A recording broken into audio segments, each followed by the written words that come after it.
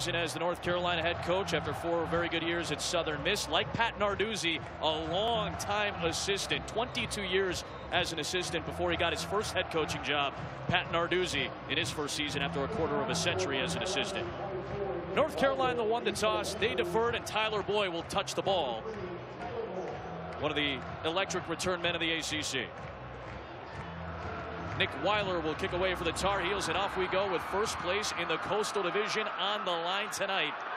A step into the driver's seat towards the ACC title game. And Tyler Boyd stacked up right at the 15-yard line, and that's where Pittsburgh will start up on offense this evening. 6 of their 7 games have been decided by 1 score, including 5 of their 6 wins, and they've done it through a quarterback change. Chad Voitek started the first 2, but the transfer from Tennessee, Nate Peterman, has been very good the last 5. And Adam, Nate Peterman is in there for 2 reasons: his decision making and also his accuracy at throwing the football. 109 passes without an interception. The last pick he threw, first quarter, he threw 2 against Iowa in week 3. Hasn't thrown 1 since. That was the only Pitt loss this year. On first down, it is a give to Quadri Olison, who has really stepped into the shoes left by James Conner. Last year's ACC Offensive Player of the Year. He picks up 9 yards, the redshirt freshman out of New York.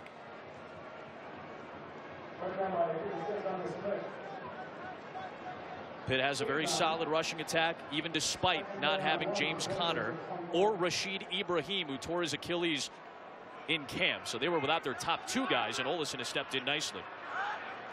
ACC running back of the week, as a matter of fact, after his game at Syracuse last week. Second down and 1, back to Olison. North Carolina has had trouble stopping the run this season. They've given up 2 rushes for a first down.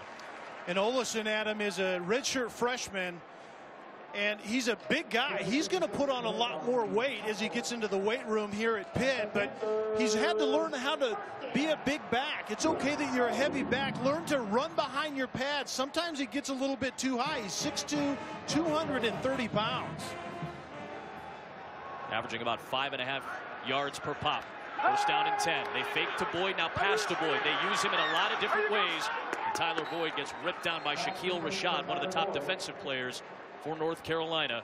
Boyd has more catches than anybody in Pittsburgh history. He's closing in on the all-time yardage mark. And Adam, you said fake to Boyd, throw to Boyd, and that's what we're going to see tonight. Pitt is a very run-heavy team, but they want to find touches for number 3, Tyler Boyd. He's an NFL-type guy, 6'2", 200 pounds. He's a special player, and those kind of players, you want them to get the football, particularly in space. Peterman to throw for the second time tonight. It is Tyler Boyd making the grab, and he's run out of bounds by Sam Smiley, about a yard shy of the line to gain. They continue to use him in multiple ways. Yeah, it's a physical run, and then it's the play-action passing game. And when Peterman puts the ball in the air, Boyd is going to be the guy that he's looking for the majority of the time. And we talked to the coaches yesterday, and Nate Peterman is more of a progression type of guy. But in man-to-man coverage, you want to find number 23. Forget about the progression. He had 160 yards against North Carolina last year in a 40-35 loss. They lined him up in the backfield that time, and a flag is thrown. Ball start, offense, number 63, 5-yard penalty. Third down. Jeff Heiser is our lead official tonight. Alex Officer, the right guard, called for the penalty. And Gene Chizik told us, the defensive coordinator for North Carolina, that they really have a way, or at least a plan, to try to double team Boyd every time he's out on the field. But the problem is you can't do that when you're moving him around if he's a moving target like we've already seen in this game. Spreading it out on 3rd and 6.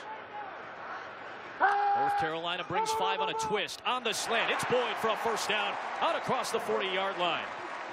Right in front of Malik Simmons, making the grab for 8 yards.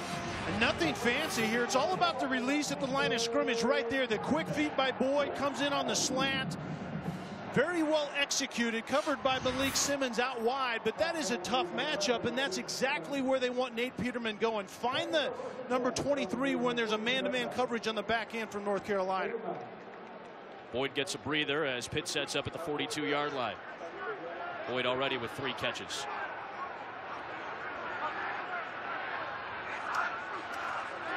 The fake to Olison, and Peterman went down. Just kind of lost his footing. Did rain a little bit early today, but most of the heavy rain came last night. It'll be second down and long coming up for this Pitt offense, which has a first-year offensive coordinator in Jim Chaney. Last 2 years as the offensive coordinator for Brett Bielema in Arkansas. Before that, though, 4 years in Tennessee as the offensive coordinator, and he went up against Gene Chizik in one game when Chizik was the head coach at Auburn. Those two know each other much better than just that. Boyd back in the game on second down and 18 as Pitt is behind the chains. Boyd working in the slot as they give it to Olesen running it left, and he gets jarred out of bounds by DeAndre Smith. We saw Jim Chaney, and what he is known for is not only the downhill physical run game, which you know that Pat Narduzzi wanted to see on the offensive side of the ball in this program, but it's also learning your players and getting the most out of your guys the quickest, and that is what we're seeing out of Pitt offensively this season. Third down and long coming up here. There is Tyler Boyd lined up towards the bottom of the formation. Well protected. Peterman with plenty of time. Throwing over the middle, and he's got a first down to Zach Challingsworth. Just the fourth catch of the redshirt sophomore's career, but it moves the chains into Tar Heel territory. And remember where Boyd is on the field, because Boyd actually releases and goes on the fade. Clear down here at the bottom. Go ahead and let it roll right now, guys. And then Challingsworth is coming from the opposite side, sets into that void that was created by the vertical, by Tyler Boyd right there on that play. Jim Chaney wants to get other guys involved. That's a nice way to do it, using Boyd as a decoy. It's a fake to James. It's a keeper for Peterman, and he gets wrapped up and brought down quickly in the backfield by Jesse Rogers. And Miles is there, the safety. Donnie Miles, the leading tackler on this North Carolina defense. Yeah, and the challenge for Nate Peterman today is going to be exactly what you just said. If North Carolina is successful at taking away number 23 Boyd, you have to work through your progression and get to 2-3, and even your check down receiver is number 4. Tyler Boyd in the slot to the left. Gene Chizik said we have to find 23 on every play. Second down and 10. 10th play of the drive is a strike over the middle for Boyd, and a first down inside the 30-yard line down to the 27 in front of Donnie Miles. 19 yards, another catch for Boyd. Well, North Carolina, I believe, is targeting number 23, but they're simply not doing a very good job of covering him. And that was just a kind of a release. Remember what was going on in the backfield, kind of that play-action pass game off of a physical downhill run game that we haven't even seen much today. You invite those second-level defenders up, and you throw behind them to Boyd right there. Fourth catch for Tyler Boyd. This is a give to the sophomore out of Chicago, Chris James, and he gets wrapped up by Schottmer and brought down immediately. Jeff Schottmer is the Mike linebacker, the second leading tackler for this team. Was dealing with a bit of a back issue in the pregame, but the coaching staff wanted to see how he felt. Apparently good enough to be out there. He's hard to miss with that Clay Matthews flow. Yeah, he's a little banged up, but a very good player in the middle, very consistent. And then you have Rashid outside that may be the best player on the defensive side, and then the youngster at Collins, the other linebacker there. Three really good linebackers for Chizik's defense. 12th play of the drive. Four-man rush, Peterman over the middle, and it is caught by Dontez Ford. The former Syracuse Orange makes the grab. A big play threat run out of bounds by Lawrence and Miles. Third down coming up here. Much more makeable situation now.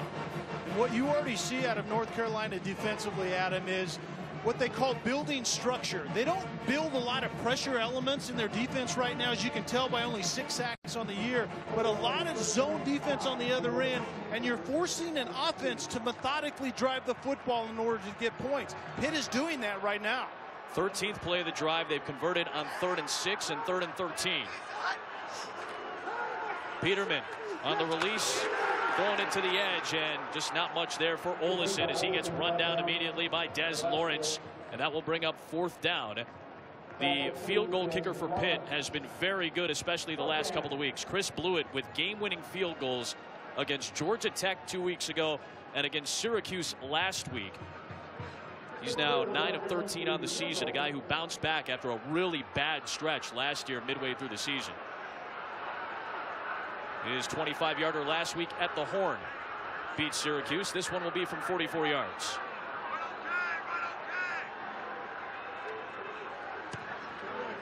And Blewett is able to angle it through. Last week, a 19-play drive by Pitt to set up the game-winning field goal for Blewett. This time, over 8 minutes off the clock, a 13-play drive and a 3-0 lead for the Panthers. Two teams unbeaten in ACC play thus far. First place in the Coastal on the line tonight. North Carolina's won 6 in a row. Pitt off to a 6-1 start as well, and 4-0 in ACC play. How about this? Well-balanced drive. 6 runs, 7 passes, and then the 44-yarder from Blewett. Yeah, balance and then get it to Tyler Boyd, right? That's the name of the game. Yep. Physical run, and then find number 23. Nate Peterman was 7 out of 7, and 4 completions were to Boyd, and very good job of finding 23. TJ Logan has 2 career kick returns for touchdowns, but he'll be driven back and forced to take a knee. And the Tar Heels will come out to the 25-yard line. And since losing 17-13 to South Carolina in their opener, they've won 6 in a row with some impressive numbers from a veteran offensive unit. Marquise Williams, the great dual threat quarterback, at the forefront, trying to avoid a slow start though tonight. Yeah, I think that is certainly the key, Adam. And Williams has to get off to a good start. And the way you do that is realize what scheme you play in. It's about ball distribution. There isn't really a go-to guy. You have running backs that can handle it. Chief among them is Elijah Wood or Hood. Just distribute the football. It will be Hood that starts in the backfield next to Williams in a 3-receiver set. And here is Hood with a big burst right up the middle, running into the freshman safety Jordan Whitehead. He picks up 9 on that first play. Hood, the sophomore, 2 straight 100-yard games for this year overall, including 138 against South Carolina in the opener. Coming off 101 and 2 touchdowns in short yardage against Virginia last week. Second down 1, designed run for Williams, and he's got the first down with a block from Hood. He steps out of bounds out across the 40. And that's what Williams brings to the table, is an extra hat that you have to have in the run game because of the ability for Williams to run the football. That was a designed quarterback counter with Elijah Hood blocking for the quarterback. They'll call it the +1 running game with the quarterback for North Carolina. Redshirt senior out of Mallard Creek High School in Charlotte. After the 11-yard run, a play action. He gets drilled, but got rid of the football outside to Ryan Switzer. Very quick, speedy wide receiver. He can do a lot of different things in this offense. Williams had to take a shot, though, for 17 yards. Yeah, and certainly Pitt is going to try to get to Williams on plays like this, but Williams does the right thing, gets the ball off on time, and then Switzer is a make-you-miss type of guy out in space. From the 38 of Pitt, zone read, and Williams putting his right shoulder down out across the 35-yard line. Solid run there for Williams, who's closing in on becoming just the 5th ACC quarterback to run for 2,000 yards. It's a pretty impressive list behind him. Josh Nesbitt, Tyrod Taylor, Woody Dantzler, the great Clemson quarterback, Tevin Washington out of Georgia Tech, and Marquise Williams has now put his name up in the record books with those 4 outstanding dual threat guys.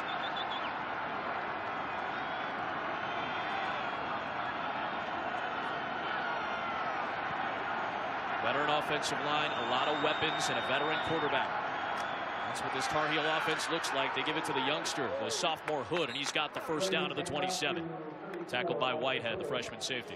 And that's what we're going to see out of North Carolina offensively. They're a veteran bunch. We talked about Williams, but they have a plethora of wide receivers that can get it done. We've already seen Switzer in the slot, and then the running backs can carry it. And then, oh, by the way, they add lightning tempo to everything they do as well when they're in the flow of the game. TJ Logan checks into the backfield with Williams. And here is Logan. And TJ Logan gets dragged down by Whitehead, yards after contact, and he's got the first down. The junior out of Greensboro has a score in each of the last 2 games. And TJ Logan is the change of pace type of guy, a much more speed type of element when Logan is in there versus Hood. 6th run out of 7 plays for North Carolina. It is Logan putting his right shoulder into that pile. Short gain inside the 15-yard line. North Carolina, 64% of the time they get into the red zone, they score a touchdown, a decent rate for an offense that's ranked 16th in the country, tied for first in the ACC with Clemson, averaging 38 a game so far this year.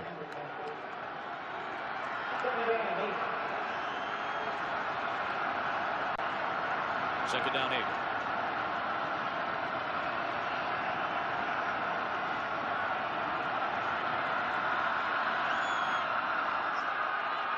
Williams is going to take a shot to the end zone for Switzer, and he was out of bounds when he was getting his hands on the football. Couldn't corral it anyway. Pat Amara, the sophomore safety, in coverage, and a big third down coming up here. And this is where you see where Williams has some room to improve. That ball was late. Switzer ran a great route, a corner route, off of a smash throw concept, and he just ran to the corner, and that ball was late.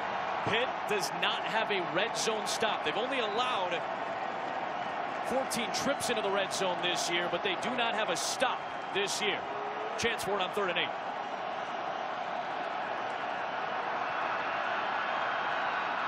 Four-man rush.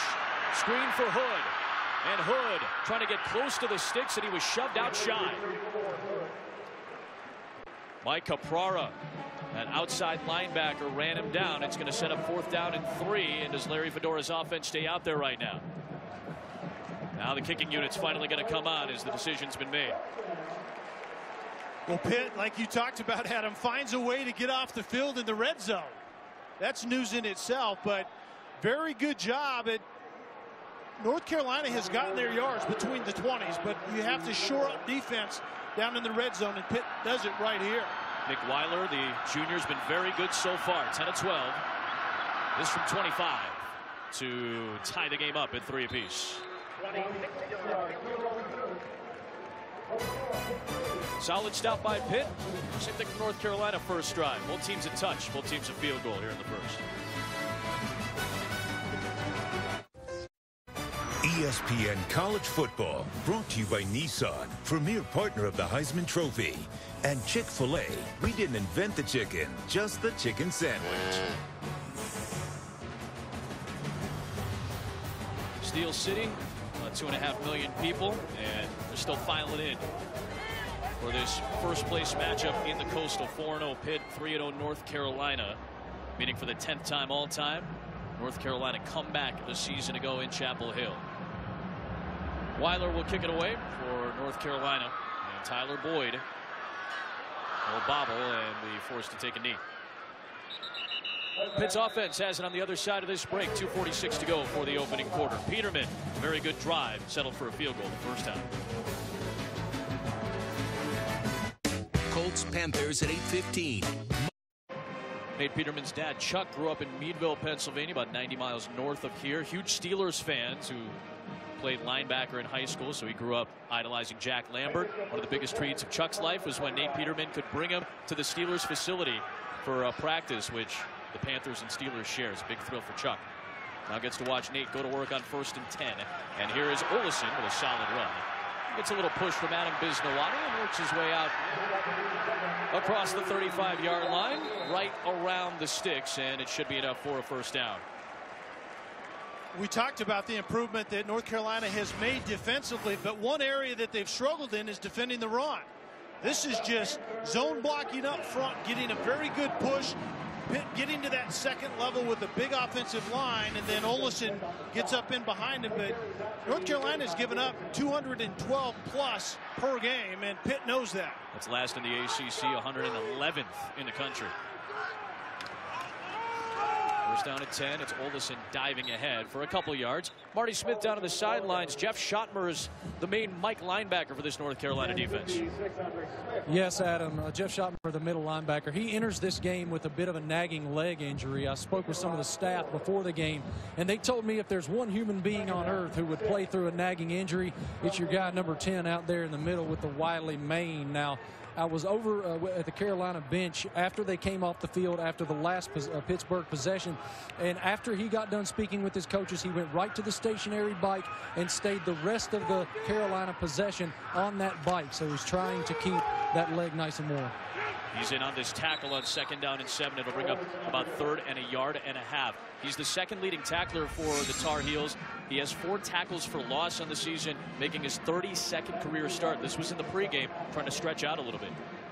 And very important in what Gene Chizik designs defensively. He's the middle linebacker, so he's the communication guy on that side of the ball, and he's also very consistent and very physical, which North Carolina needs tonight, Adam, against Pitt's desire to run the ball down the hill. Former walk-on who came to North Carolina as a 185-pound safety. Olison's ran for 38 yards so far. This time it'll be Peterman on the sneak, pushing ahead across the 45, and should have enough for the first down. This is what Pitt has done really well the last couple of games, extending drives, keeping drives alive, and grinding teams down. And that's exactly who Jim Chaney is offensively, as the play caller is, you know, a physical run game, play action pass game. They're going to already, we've seen they're going to create touches for number 23, but they're not opposed to grinding it out. Time of possession means something to Pitt. Tyler Boyd bottom of the formation. They'll keep it on the ground, though, with Olison. And he got tripped up by Shaquille Rashad in the backfield, the senior linebacker, who had a great game last week in their win over Virginia. A career-high 10 tackles and an interception. Might be the best defensive player out there. Yeah, and you put him next to Schottmer, we've already talked about, and then they have a youngster, Collins, on the other side. Those three guys together are tough at that second level. Opening quarter is through. 3-3. North Carolina and Pitt battling for first place in the ACC Coastal tonight. Front end of our great Thursday night doubleheader in Pittsburgh. Primetime on ESPN, ACC on ESPN, as we get set for the start of the second quarter between North Carolina and Pittsburgh. And we take a look at this week's Capital One College football rankings in the top 10. Half the top 10 is off. Most of the rest of the top 10 you will see on Saturday on the ESPN networks. Kelly and I will be off to Iowa City to see the unbeaten Hawkeyes, the only team to beat Pitt this year. A whole lot to be decided in the month of November, right? Things are going to be sorted out. Second down and 9 for Pitt. An extended opening drive.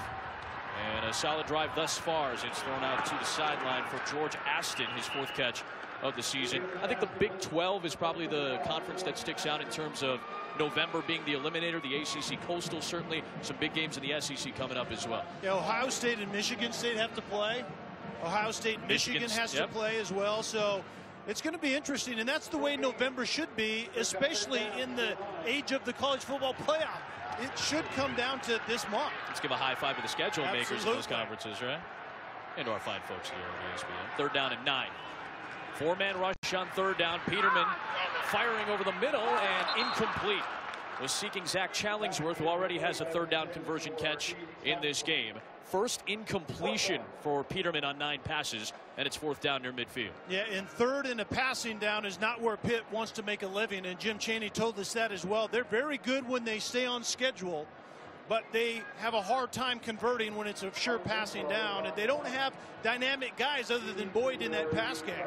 Ryan Winslow has been great punting the football as of late. Ryan Switzer has been one of the best return men in NCAA history on punts, but a very good hang time for Winslow, forcing a fair catch after a 40-yard punt. Marquise Williams, one of the most prolific offensive players in Tar Heel history, coming back up when you come back. Remember when you said men are... We're in Pittsburgh tonight, Western PA, but we get set to take it 260 miles east to Independence Mall in Philly for the Emmy Award-winning College Game Day, built by the Home Depot. Reese, Kirk, Dez, Corso, and the rest of the gang get you going as we get set for Notre Dame and Temple, the headlining game on Saturday Night Football on ABC. First down, deep in their own territory for North Carolina, and Elijah Hood with a solid cushion run of 4 yards to open up this drive for the Tar Heels. You know, and Adam, ultimately what North Carolina wants to do, they want to get in a flow so they can go fast, but typically they're a very balanced team in terms of production, running it for over 215 and throwing it for 258 per game.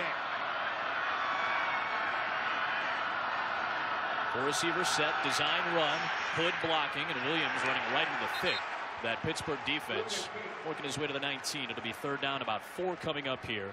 This is a North Carolina offense with Seth Littrell calling the plays, Larry Fedora game planning a lot of the offense. Since scoring only 13 against South Carolina, they've scored 38 plus 3 times and 50 twice. 3rd and 4.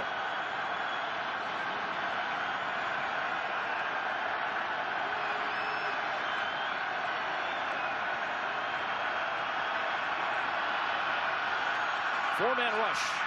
Williams standing strong in the pocket, dumps it off underneath, and he's got the first down across the 25-yard line. Catch was made by Quinshot Davis, who has now tied Hakeem Nicks's all-time North Carolina record, 181 career catches. Next one will put him by himself at the top of the charts. Here is Hood hurling and getting knocked down from behind.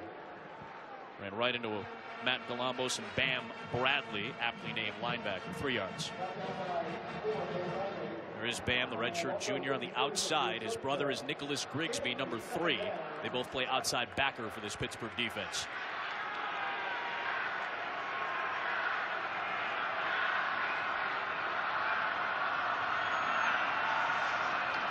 Off play action. Pressure coming. Williams stays on his feet. Flags are thrown. Open man is Switzer. He's got it inside the 30. He'll beat Panamara to the end zone, but we'll have to check the penalty marker back at the 20-yard line. A 71-yard strike to Switzer. I believe this is going to come back. I think it was a face mask on Tyreek Jarrett. It actually may have been Soto, but there was a face mask on the pressure quickly onto the quarterback, and Williams is a big quarterback, and he breaks away from it. But I think the defender got a hand on that to begin with. Well, if it's a pit penalty, though, Kelly, then it's going to be a touchdown anyway.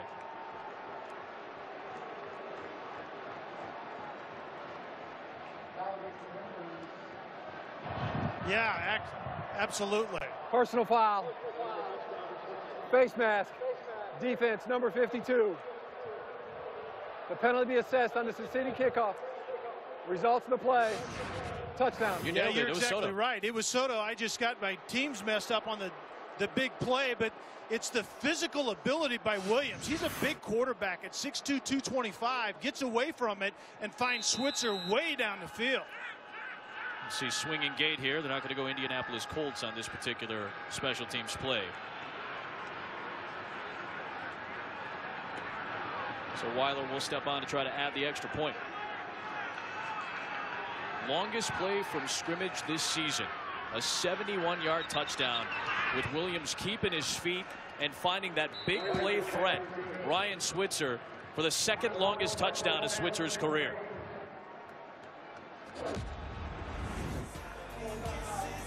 This guy is the Wes Welker type. That's what the coaching staff told us. You can move him. You can move him around into any spot on the field, and he can beat you over the top. He just did to Pitt.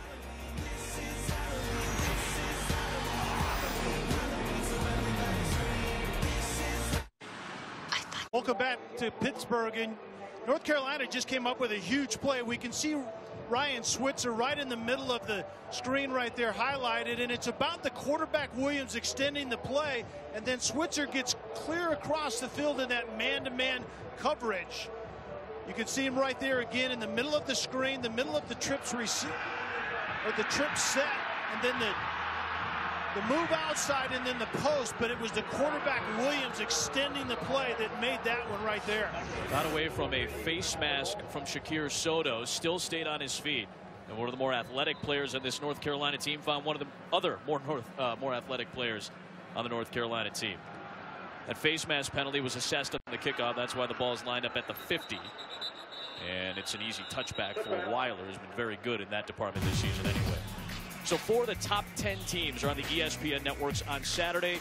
Can't watch them all at the same time, so bring your laptop, bring your iPad, bring your mobile device, download the Watch ESPN app, or go to watchespn.com. You can stream every game live on Saturday to get you set for all the big games. And a pretty impressive Saturday, even though half the top 10 is taking a break this week. Some huge games coming up this weekend.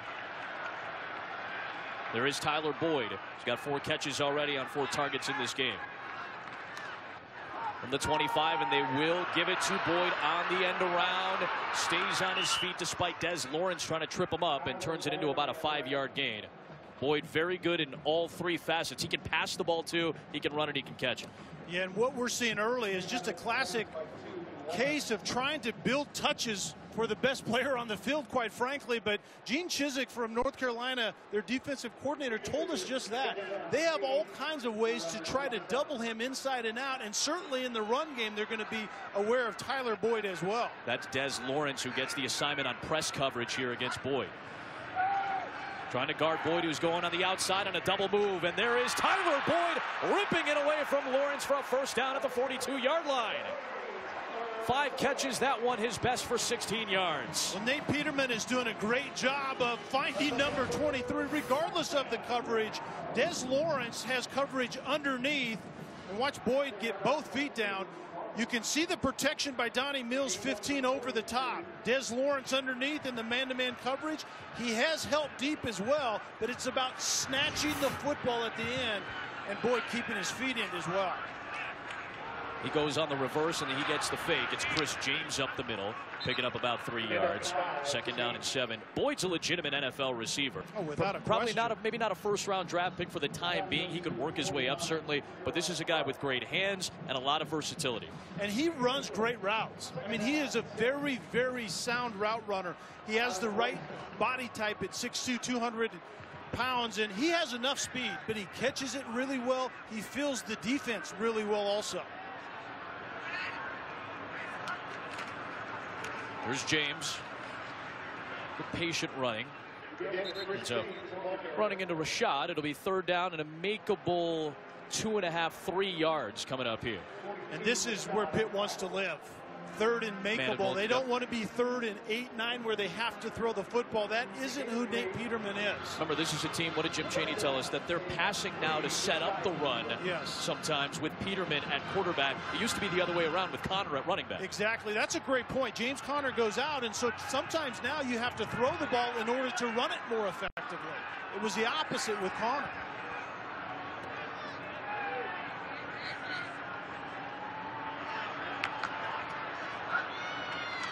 Three in the pattern. Peterman to Boyd underneath, and he got brought down by M.J. Stewart. This will depend on the spot on the forward progress. And based on where the ball is spotted, it's very close but short. The option route inside, and Boyd is just the inside guy in a trip set right there. Stick it inside, go outside, and the ball was a little bit behind Boyd, so he had to stop for it and did not get upfield. They're 7 of 9 on 4th down this year. They're going to bring in the jumbo set with a couple of tight ends and try to churn out a yard.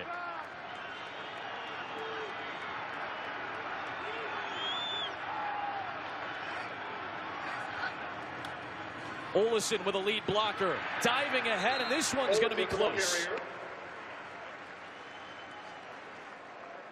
Based on where the head linesman is, it may be enough. And officials timeout. They're going to want to measure this.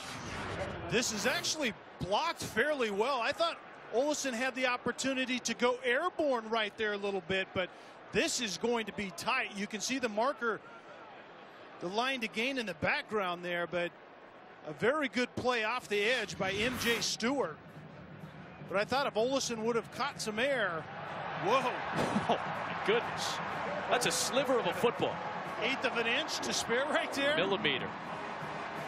Pat Narduzzi rolls the dice early in this game, and he came up big. But Olesen, remember, he's trying to learn how to use his 6'2", 230-pound frame. That wasn't the best use right there, although it was a really good play by M.J. Stewart, number 6, coming off the edge. Redshirt freshman is Olesen, big-bodied guy. A big-time high school career in the state of New York from Niagara Falls. Fake the pitch. Peterman rolling out, and he finds J.P. Holtz, a very good pass-catching tight end, has a first down near the 35-yard line, brought down by Schottmer. Pitt loves to use their tight ends. You'll see the fake pitch right there, and then Holtz is just blocking down, and J.P. Holtz gets out into the flat. That's a great use of the tight end. They block in the run game. He blocks down initially, does J.P. Holtz, and then gets out into the flat. Jim Chaney has 2 good pass-catching tight ends in the red zone, Holtz and Orndorff. Scott Orndorff. Feels like a Michigan State influence there with Pat Narduzzi. First down and 10. Peterman with a very clean pocket and a deep throw for Boyd, and a great pass breakup by Des Lawrence. He's been beaten already tonight. That time Lawrence comes up clutch. Just the second incompletion for Peterman on 13 passes. You talked about it. A great play by Des Lawrence at the end. And quite frankly, Des Lawrence makes a better play on the football, does Tyler Boyd. And Nate Peterman, as the quarterback, is hoping that Boyd will plant his feet and go back up and get a rebound right there. And quite frankly, Des Lawrence outplayed Tyler Boyd on that play. Redshirt, or rather just true junior from Charlotte, out of Charlotte Christian, is Lawrence. Has one pick in his career. Very tough assignment tonight for this North Carolina secondary. Second down and 10. Off the edge, Rashad chasing Peterman, who makes the right decision and flings it to the Tar Heel bench. Third down and 10 coming up, and there is Rashad right back in the backfield. He's much quicker this year. He dropped 20 pounds to play the Sam linebacker spot. Yeah, he was getting pressure right there, and it was one of the few times that Gene Chizik brought extra bodies. It was 2nd and 10 that typically is a pass down, and Chizik will bring more like he did right there. And the play-action pass in the backfield, Peterman didn't really see that coming to his backside. He's lucky he got rid of that football. 4 of 5 on third down so far. 3rd and 10 inside of 8 to play for the half. Another long drive, the 10th play of this series. Boyd in motion. Against the 4-man rush, Peterman in the pocket, firing into a tight window, and M.J. Stewart stepped in front to knock that ball down, and Tyler Boyd may have taken a bit of a hit in that tight window. And Tyler Boyd literally had 3 defenders surrounding him. Watch this at the very end. M.J. Stewart was on the coverage. And then Boyd gets laid into right there. And Rashad, the linebacker we just talked about, number 42, Shaquille Rashad, broke from his flat coverage, saw the pass, and then put the wood to Tyler Boyd. Boyd a little bit shaky coming off the field. This Blewett has already hit from 44. This one will be from 53. Chris Blewett trying to curl it in, and it looked like it sailed on him a little bit. It ends up wide to the left, no good. Heinz Field, a traditionally tough stadium to kick in for kickers. And there is Tyler Boyd, who took a shot on that third down play, getting tended to on the sideline. Carolina still up 7. College Game Day live from Independence Mall, Saturday at 9 a.m. on ESPN. And college football, brought to you by Buick, proud partner of the NCAA, and Jurassic World, now available on Blu-ray and DVD. Unseasonably warm day in Pittsburgh. The weather was gorgeous. North Carolina with a 10-3 lead in this matchup of first-place teams in the ACC Coastal. After the missed field goal, Carolina starts this drive from the 35-yard line. Short gain for Hood. Down to Marty Smith for more on Tyler Boyd. Adam, Tyler Boyd sitting by himself on the Pittsburgh bench right now. They are tending to his mouth. He has a bloody mouth. They're using gauze to dab that blood out of his mouth right now. He's speaking with trainers. Coach Narduzzi came over to check on him, pat him on the back. He seems like he'll be all right. Thanks very much, Marty. 2nd down and 7 here. We saw that bloody lip after that big hit from Rashad at the end of that third down play.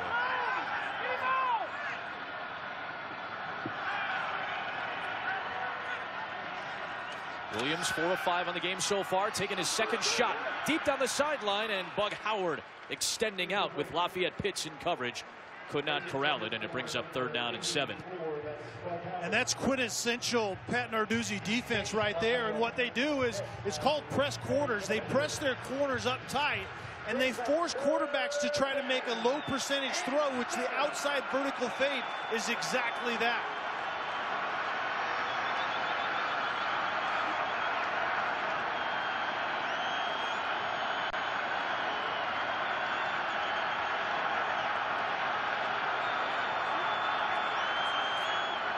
Play clock down to 4. Pittsburgh showing heat, and they bring 5. Williams stands and throws strong, and it's Quinshot Davis inside Pitt territory, and he has just set the North Carolina record for most catches in a career. That's the 182nd of his stellar North Carolina tenure. Quinshot Davis is matched up on Avonte Maddox, just kind of one-on-one outside. The safety's stuck inside, and Davis wins that one a little bit too soft. Another shot from Williams, and another tight coverage look from Lafayette Pitts, but this time he may get flagged as Mac Hollins, leading touchdown grabber for North Carolina, was streaking down the sideline. Pass interference. Defense, Number 6, 15-yard penalty, first down.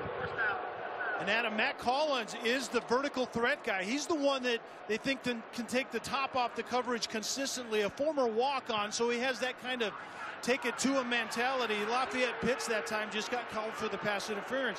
Once again, aggressive corners up top. North Carolina is now trying to take advantage of that down the field. Well, he draws the penalty. He comes off, and Ryan Switzer is in the slot to the left side now. He's got the touchdown grab for North Carolina in this game. From the 33-yard line, and a big burst for Elijah Hood. He's got another first down run, this down to the 22-yard line, tackled by Maddox. And then lightning tempo, what we see after a positive play. First time we've really seen the tempo start to pick up for the Tar Heels here. Zone read. Good job on the mesh point there by Hood to take it inside the 20 and keep those feet moving.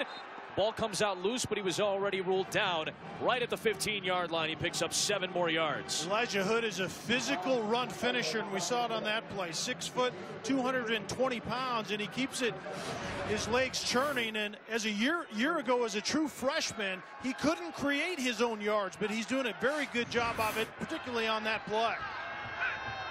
Second down 3, it's Hood again. Turning the corner and got chopped down by Whitehead in the open field, a yard shy of the line to gain, and that sets up 3rd down and 1.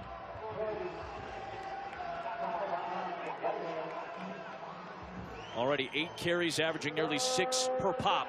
Big 3rd down and 1 here. It's Hood again, and he's able to slip a tackle, got stacked up by Galambos. Did he get enough to move the chains he needed at the 12-yard line? And Pitt thinks that ball came out as well. Elijah Hood is a physical guy and stuck his nose up in there. Wasn't much of a push, and I think they're going to call this 4th down, and North Carolina is still in possession of it. Officials timeout here from Jeff Heiser. Elijah Wood is working on the overtime. Field is a fumble recovered by the offense. 4th down. It looked like he did lose the football before he went down, stripped out by Bam Bradley. But right there was Brandon Fritz, 82, the redshirt freshman. He was already on the ground on his belly. Bradley, number 4 in blue, navy blue, already ripped it out, and then Fritz was right there with good hands. There is an injured Tar Heel on the play as well. There it is, Hood. A sophomore out of Charlotte who's been earning some hard-earned yards so far tonight, but has gotten back up to the sitting position with 5:15 to play in the half. We'll step aside.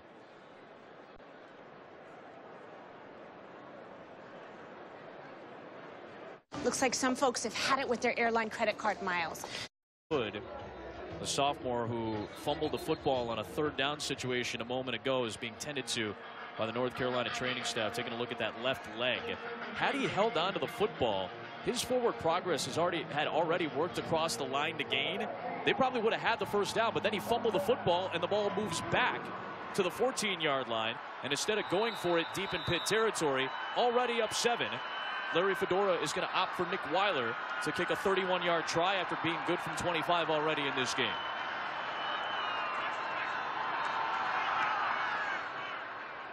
A solid angle on that kick to get North Carolina points and a 10-point lead with 5 to play here in the first half.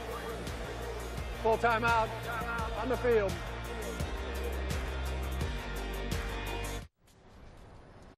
Elijah Hood still getting tended to on the sideline.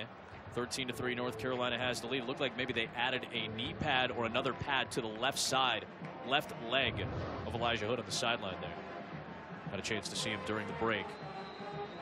Ended up fumbling the football. North Carolina had to settle for a field goal, and Tyler Boyd back to return, led the ACC in kick return average a season ago. 45 career kick returns, no touchdowns. Does have a punt return for a score in his career. Nick Weiler, about 6 out of every 10 kicks he's flung away this season have gone for touchbacks. Kicking towards the Rivers. And a boomer for Weiler. Pitt to the 25. First time to the studio. What's up, Ed Nedberg? What is up, Adam and me? Just want to let you know what's going down with West Virginia and TCU. It'll be Trevon Boykin here to Josh Dotson. That has been a familiar combo for the Horned Frogs this season. That made it 7-0. And now moments ago, 1st and goal. Check out the legs on Boykin and the flip. TCU is in control. Let's go back to our rising star, Adam Amin. West Virginia and Pitt, backyard brawl, back on. It's going to take about 7 years, but they're going to return to that rivalry, according to the ADs of both schools. Peterman on 1st down, swinging it out for Chris James, and the sophomore out of Chicago, with a strong catch and run out across the 30 to the 33-yard line. Needless to say, Pitt needs something out of their offense currently. They've been able to drive the football, but they haven't been able to convert on those pass downs. Not finishing drives is the name of the game right now for Pitt. Tyler Boyd is back out there, as Marty Smith told you. Had to get some gauze into his mouth, has the mouthpiece in as well after he came off the field after the last drive with a bloody lip. After it took a pretty solid hit, and he lines up in the backfield here. Gets the fake over the middle. It's Dontez Ford, and the ball is loose near the 37-yard line, and the Tar Heels may have it. And they do.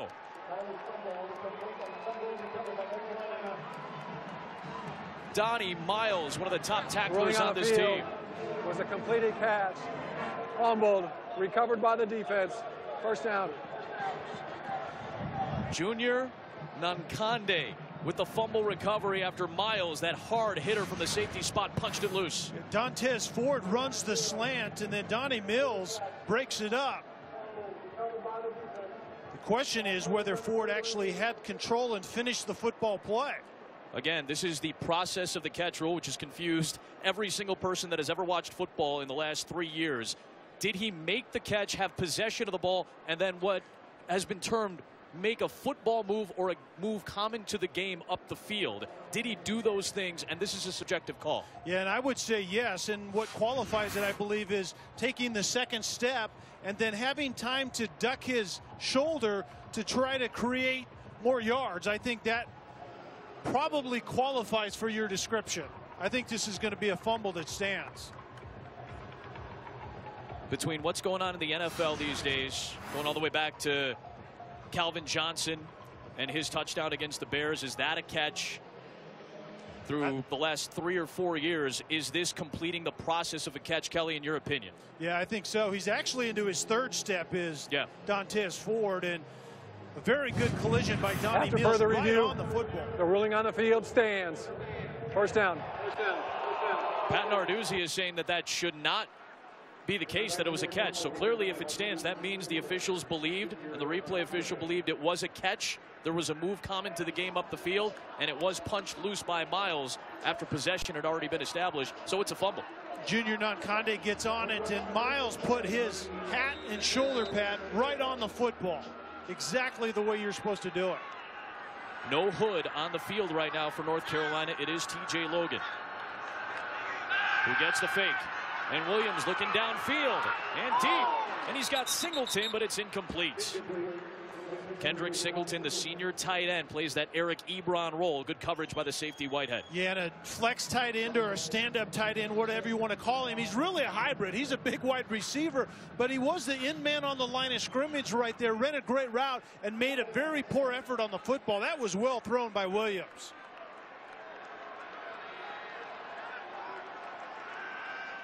Williams, he's got that release. This is part of the design of this play. He's got options on this particular play, and he runs it up the middle. A strong 2nd down run for 6. Yeah, and a 1st down incompletion results in a 2nd down maintenance run by your quarterback. Very effective by North Carolina right there. 3rd down and 5.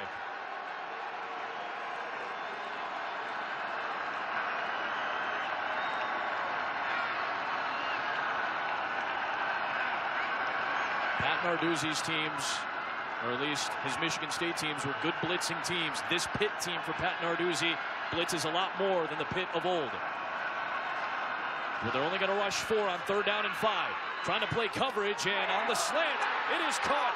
Matt Collins, the big play Tar Heel, takes it in for a touchdown. 32-yard strike, and Williams has touched the ball 4 times. The Tar Heels have scored all 4 times. We hear so much about quarters coverage, and people have a zone thought when they hear quarters coverage, but press quarters simply means that based on the route running, it turns into zero man probably 75% of the time, and that's what it was right there. In the end, it was a very big play by Mac Hollins running in the end zone, and he beat Maddox on the coverage.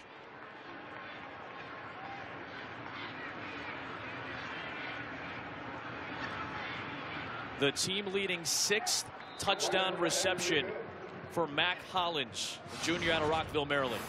And Hollins is up at the top, and when he starts vertically, it basically becomes man-to-man coverage on Avonte Maddox. And then he breaks the in route, and there's nobody there because the safeties have been run off with man-to-man coverage as well because of the inside receivers. Very well thrown and very well designed, and certainly Hollins likes it, as does Williams, and Williams is the speed guy.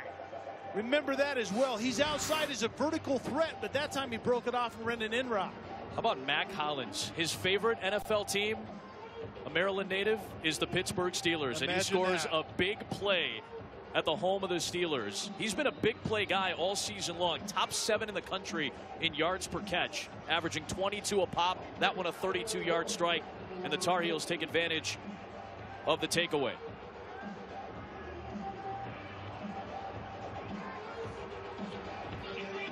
Boyd back to return.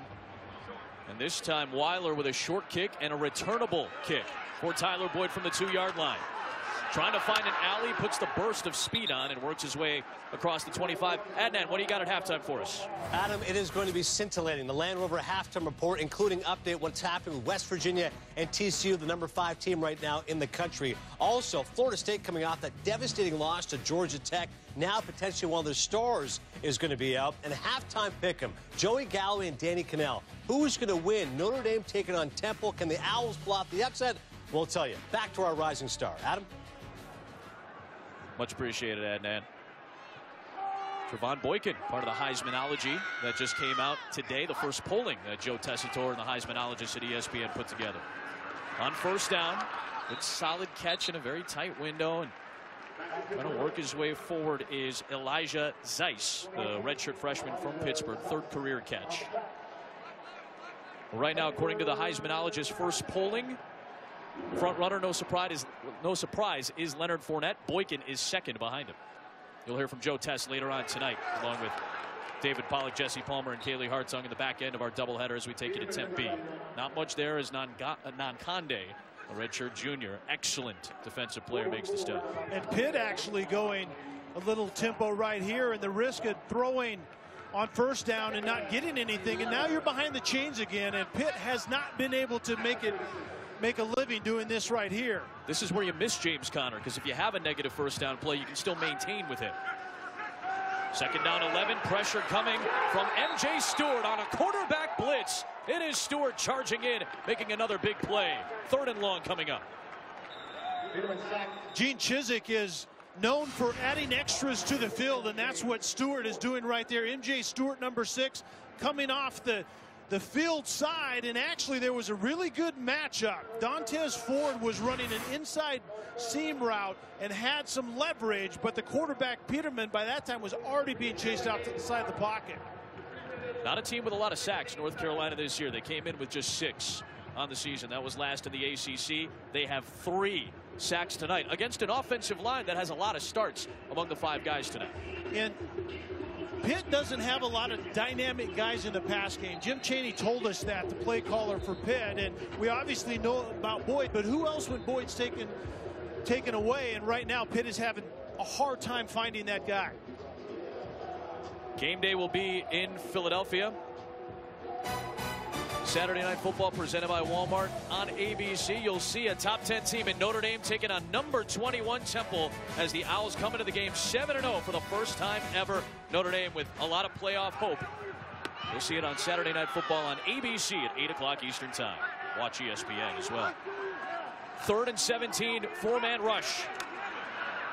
Throw over the middle, it's deflected, and was it caught? It was by Challingsworth. Somehow, with his back to the ground, was able to hold on to it to the 40-yard line, but it's going to be 4th down coming up here. It was amazing that either Des Lawrence or Donnie Miles doesn't end up with the football. Challingsworth ends up catching it, as he lays on his back right there. That's pretty good concentration, Adam. Not that. Don't lose track of the football. Challingsworth, the redshirt sophomore, came in with just 3 catches on his career. He's got a couple tonight. Now here we go. North Carolina calls a timeout. That was an important gainer because that gives you a little bit more of an opportunity to flip the field if you're Pitt. But Larry Fedora uses his second timeout because he's going to put Marquise Williams, a veteran quarterback, into a 2-minute drill. Yeah, that's a great point, and you're exactly right. Right now, Fedora knows what he's getting out of his offense. Pitt doesn't seem to have many answers, and his quarterback, Williams, we talked about the importance of Williams feeling it early because he's a field type of guy. He's kind of streaky. He's a rhythm passer, but he felt it really good in the run game, as we've seen, and he's also shook loose and gotten big plays in the pass game. And Ryan Switzer, a dangerous, explosive return man, is back to return. He's got an 85-yard punt return touchdown against Illinois this year and 6 of them in his career. Winslow, good hang time. Switzer at the 20. An excellent coverage by Pitt, but a penalty marker is thrown.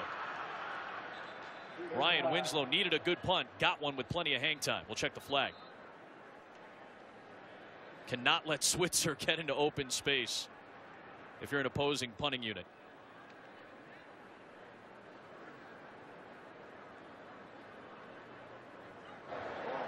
There is no foul for an illegal block. First down.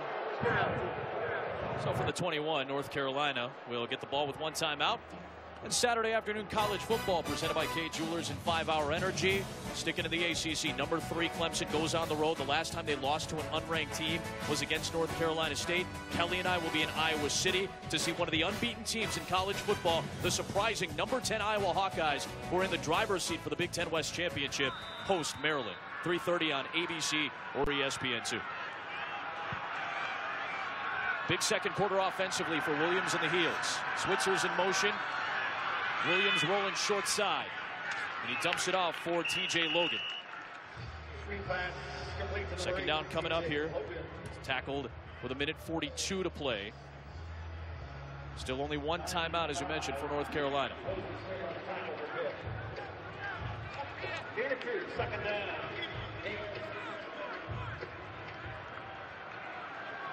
Williams 7 of 10 so far. Was trying to avoid a slow start. 2 big play touchdowns in the first half for North Carolina, which is already leading by 17.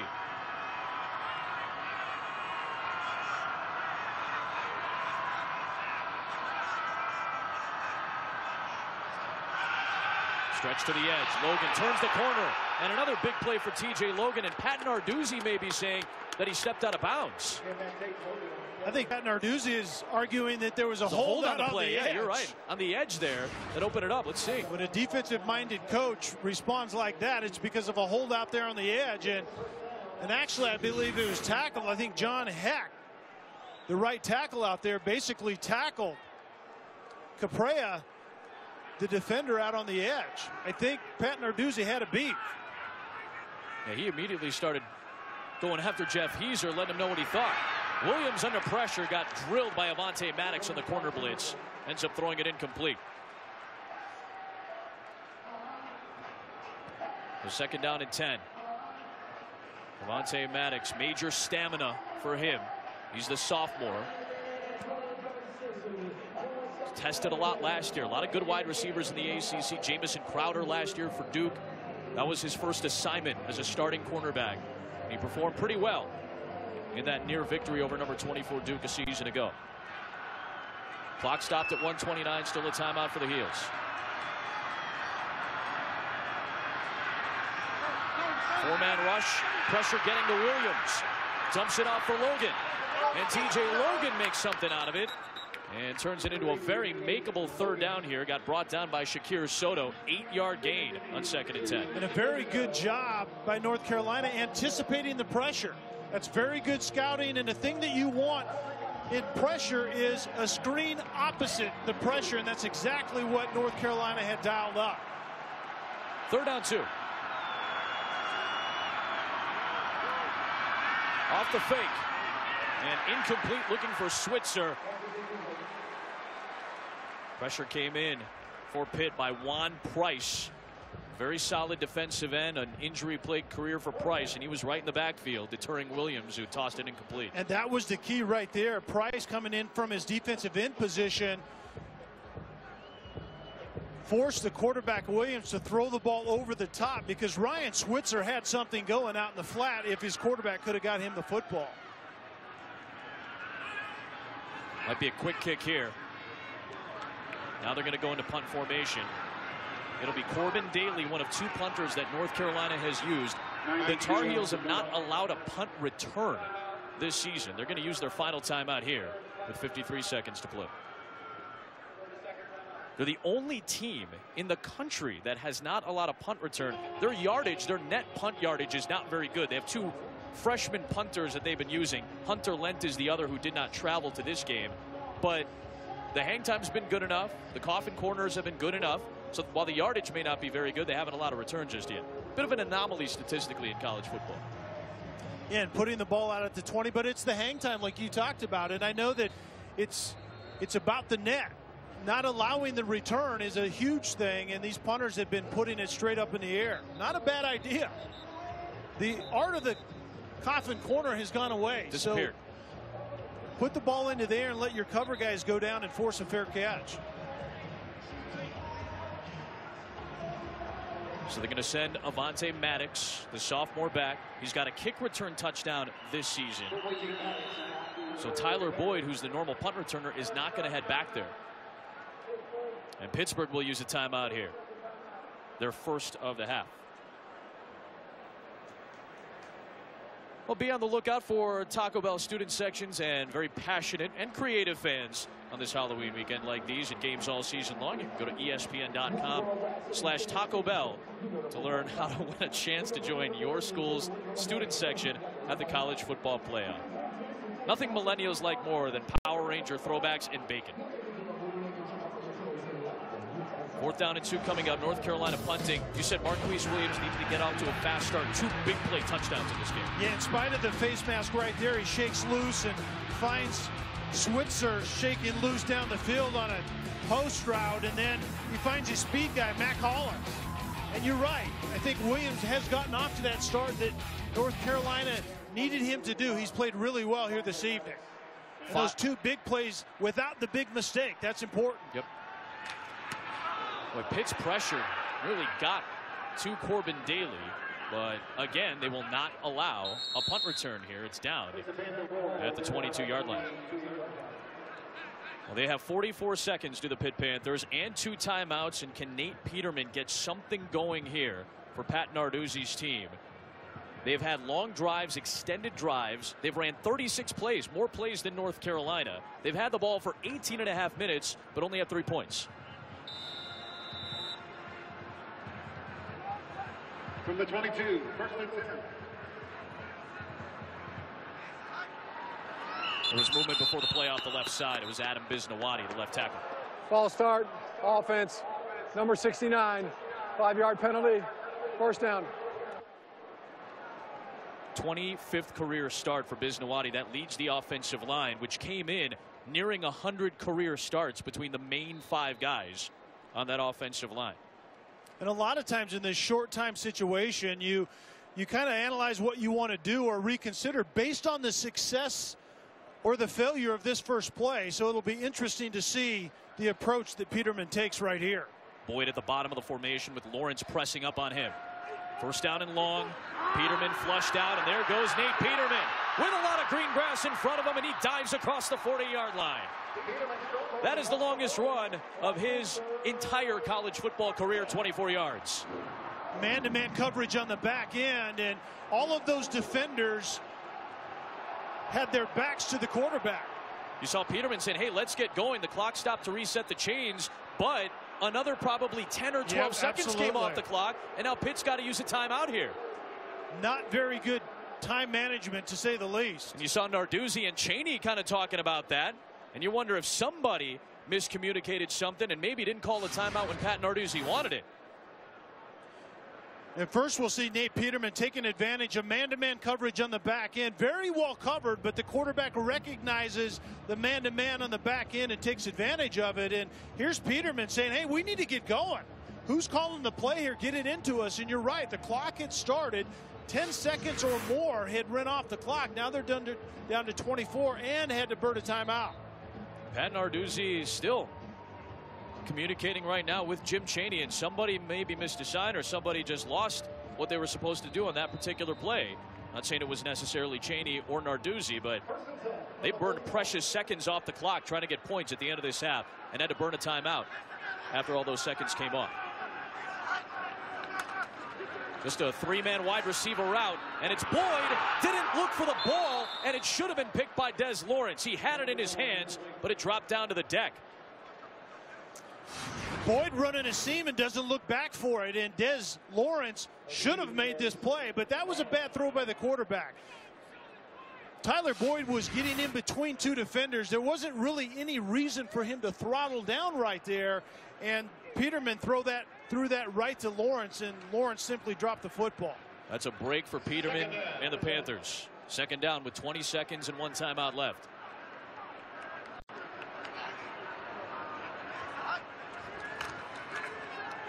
Four-man rush. Long out route for Boyd, and another pass breakup. This time it's M.J. Stewart stepping in, the sophomore out of Virginia, with a clutch play, and it's third down. Tyler Boyd was able to shake loose on that deep out route, but the ball once again was late, and it was behind Boyd outside, and it gave the defender time to reach in and break that one up. M.J. Stewart is having himself a good first half. 3 tackles, 1 tackle for loss, a sack, and that was his second pass breakup. I'm going to trust Peterman here on third down and try to move the football. Another four-man rush. Peterman over the middle. He's got the first down inside the 40-yard line. J.P. Holtz. And let's see if they use their final timeout here. 8 seconds to go. And they indeed will use the last timeout.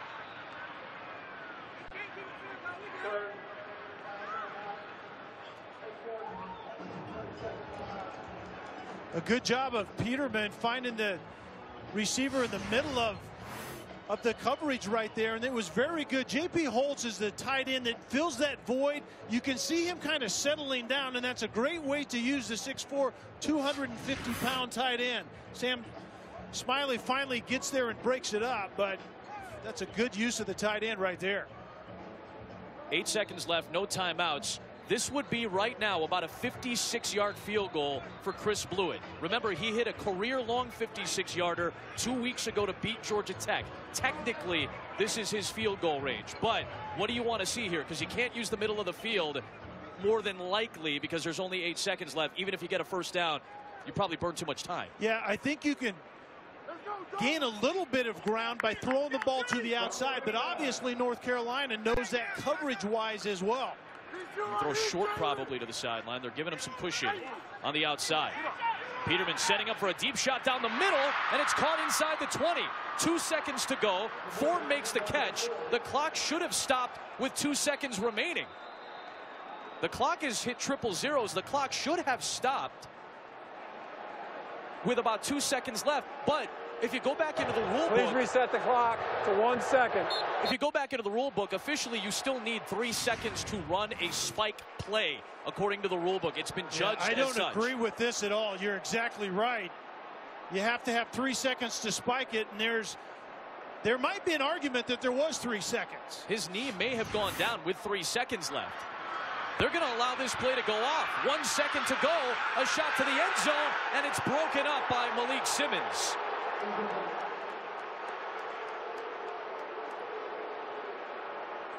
Crowd wants a flag, but everything got botched with the clock basically at the end of that first half. Couldn't run a spike play anyway, and that stoppage in play. But you did have time to run the play. But obviously you have to throw it into the end zone. Yes. And the question that I think Pat Narduzzi has is, did we have 3 seconds? It would have allowed us to spike it, and then we can design something. And that's the main point, because his knee went down with about 3 seconds to go. Nonetheless, Pitt comes away empty. It's a 20-3 Carolina lead. Pat Narduzzi at halftime. Land Rover halftime report to Adnan.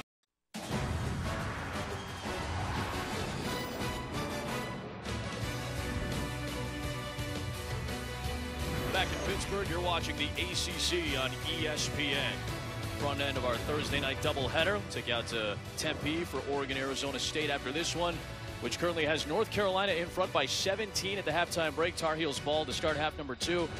And a battle for first place in the Coastal Division of the ACC. Adam Amin, Kelly Stauffer, Marty Smith as well. Pitt ran 13 more plays, trails by 17 points. How's it happen? Yeah, Pitt did really everything they wanted to do except score points, right? Yeah. They possessed the football. They had many plays. They don't have the explosiveness to overcome mistakes, and that's what we saw in the first half. Let's take a look at our AT&T strong performance. There's a lot of strength in the veteran offensive line to get things going for Williams for the Tar Heels. Yeah, we talked about Marquise Williams needing to get off to a quick start. Protect him well. That makes a quarterback feel very comfortable. You can see the great pocket, the tremendous physical play right there, and finds Switzer down the field on the first touchdown. Tar Heel ball to start half number 2. And a quick return out for the Heels from Mike Hughes. Take it out across the 20-yard line. Marquise Williams also had the big touchdown to Hollins as well, and that's what you see out of North Carolina, Adam. They don't need a lot of plays if you have explosive plays, and that's what we saw out of that group in the first half. Larry Fedora was hoping Marquise Williams could avoid the cold start. He has 7 picks this year. 5 of them came in the first half so far, but very clean opening half of play. And Elijah Hood, who sat out a good chunk of the second quarter with what would seem to be a leg injury, he is back in the game as North Carolina starts from the 26. Design run. Williams short gain down to Marty Smith. Guys, I did have the opportunity to chat with North Carolina head coach Larry Fedora. As you have stated, he noted how vital it was that Marquise Williams get off fast and have a very quick start to this game. He's very pleased with Williams' decision-making. Also, the physicality on defense, he noted. He said that was a point of emphasis this week, and they knew if they were going to win this game, they had to play that physically on defense. We've seen it a lot. 3 sacks for a team that doesn't pressure a whole lot. Swing it out to the side for Quinshot Davis, who earlier tonight set the new North Carolina record for career receptions. 183 now, 42nd career start for Quinshot Davis. And a big-bodied receiver, 6'4", 215. And Williams did a great job that time, Adam. Started on the left side of the field, comes all the way back and finds Davis on the right side. Big 3rd down and 3 for Pitt's defense here.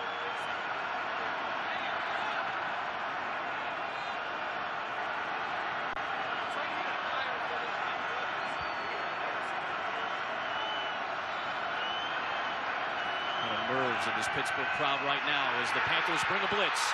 Grigsby applying the pressure, and over the middle it is incomplete. Looking for Singleton, and there was Grigsby who put Williams on his back. Good pressure that time from the outside linebacker.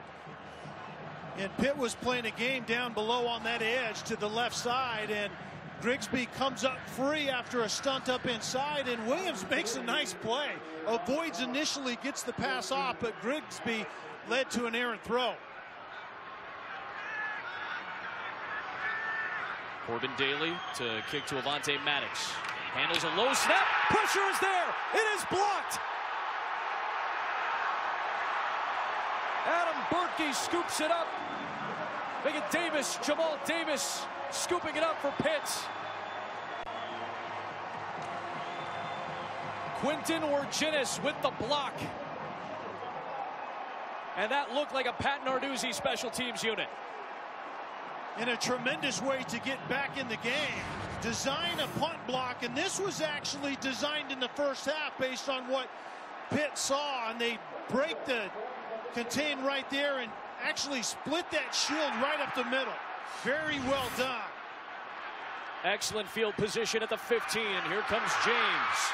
Strong run, grabbed at the ankles and brought down quickly by Donnie Miles after a 5-yard gain. They needed an explosive play, and Quinton Orginis, the sophomore out of Pittsburgh, gotten a little more physical this season, a little faster, and Pat Narduzzi, one of the first guys over there to give him a hug after he gets the block. Davis scooped it. Now it's 2nd and 5 at the 10.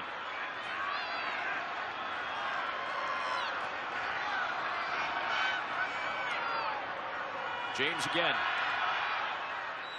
Short gain, 3rd down coming up. This has to be, it feels like, Kelly, feels like it has to be a touchdown for Pitt if they want to stay in. Yeah, I knew where you were going with that, and absolutely right. We saw so many plays out of Pitt in the first half, and they drove the ball at times, but they weren't explosive enough to overcome mistakes in order to get points, and they need points desperately right here. See that red zone percentage, not very good. The touchdown percentage is pedestrian. 16 out of 26 red zone trips coming in were touchdowns. That's it. Four-man rush. Peterman gets grabbed, stays on his feet, and then gets brought down by Justin Thomason. His first sack of the season comes at a clutch time.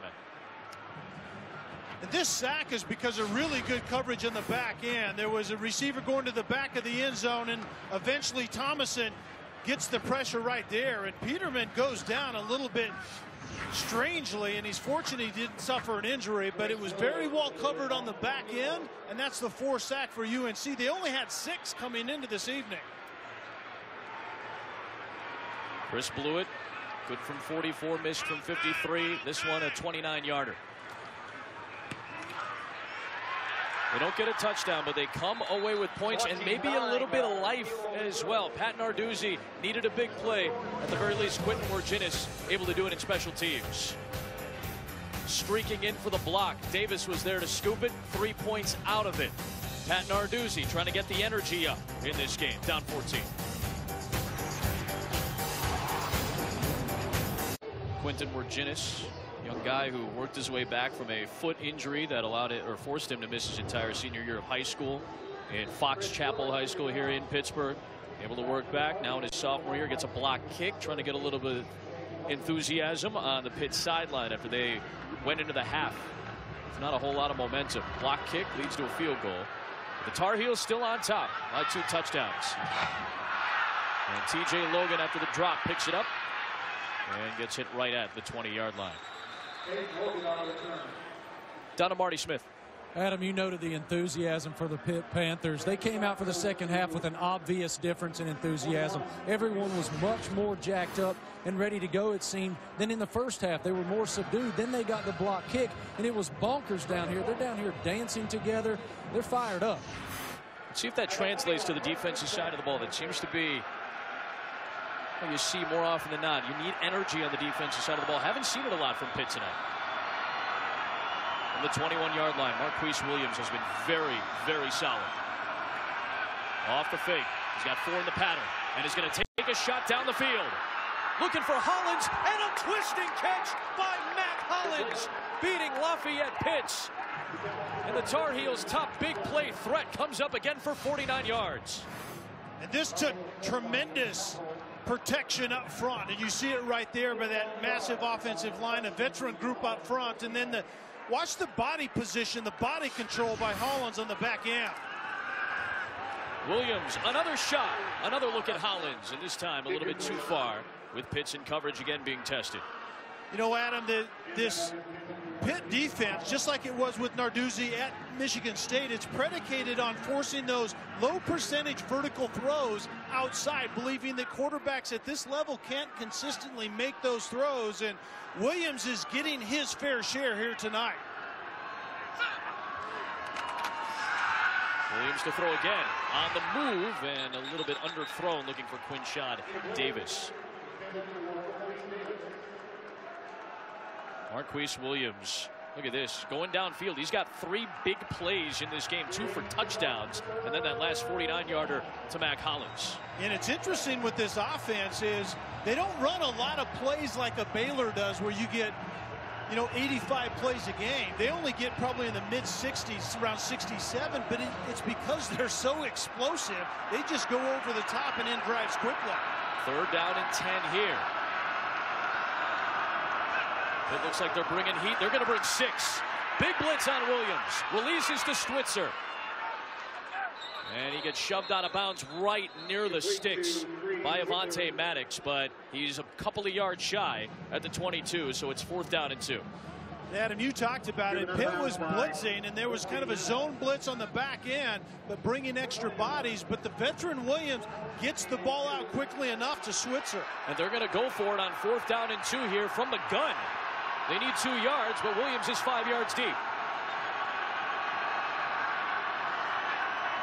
Hard count perhaps too. Well, they're going to stick with the play.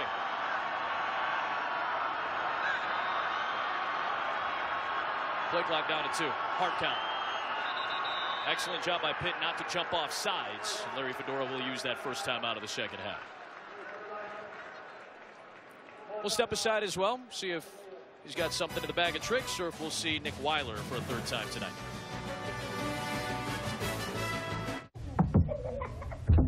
I didn't know pink. Larry Fedora used a timeout here, talking with Marquise Williams. A 4th down and 2 from the Pittsburgh 22-yard line coming up. And now Williams is going to go to the sideline, and Weiler's going to come out. So you end up burning a timeout for a field goal try. I don't like that. Not a fan of that, because I'm really not. You could end up needing that field goal like Pitt needed. They ended up using a timeout on a North Carolina punt in the first half. That timeout would have been big for them at the end of the first half for offense. Instead, Weiler will come out after the timeout. From 39, be a game long for him. And Weiler, as he has been most of the season, the junior has been rock solid. 3 for 3 tonight, and it is a 3-score lead for North Carolina, set up by another big play from Williams to one of his Tar Heel targets. 49 yards to Hollins. Got him 3 points eventually.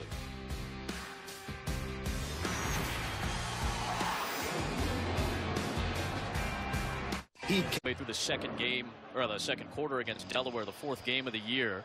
Was not playing very well in that game. Larry Fedora benched him for Mitch Trubisky. Ever since then, he's been really, really good at quarterback. Tonight, he's been very solid.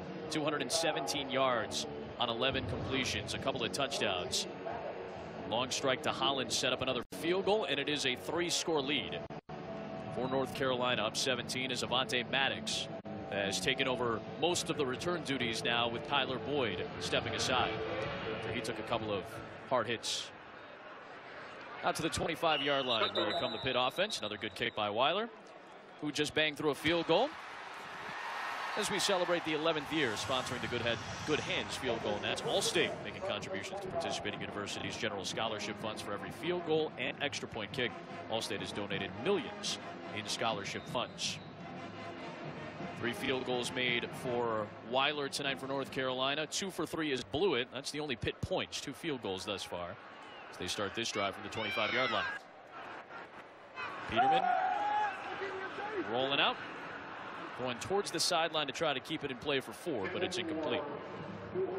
And Ford released on the outside, and Tyler Boyd was in that slot receiving position. And the question for Pitt right now is, where is your explosive elements going to come from, as we see a North Carolina defender limp off right there?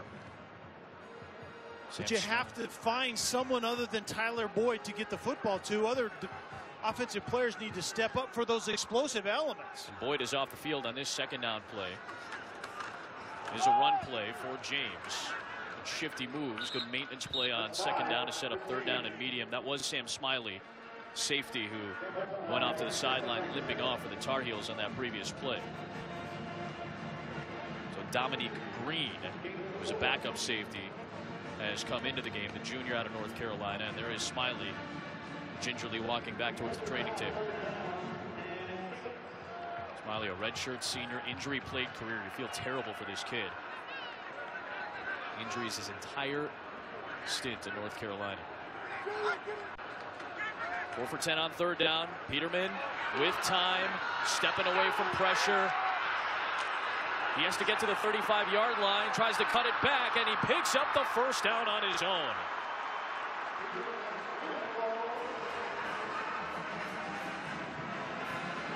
Nate Peterman makes a great play because they had a man-beating route, but the problem is Carolina jumps out into a zone defense right there, and there was nowhere to throw the football, and then it's just about extending the drive in whatever way you can. Peterman makes a nice cut, gets the line to gain, and more importantly, moves the chain.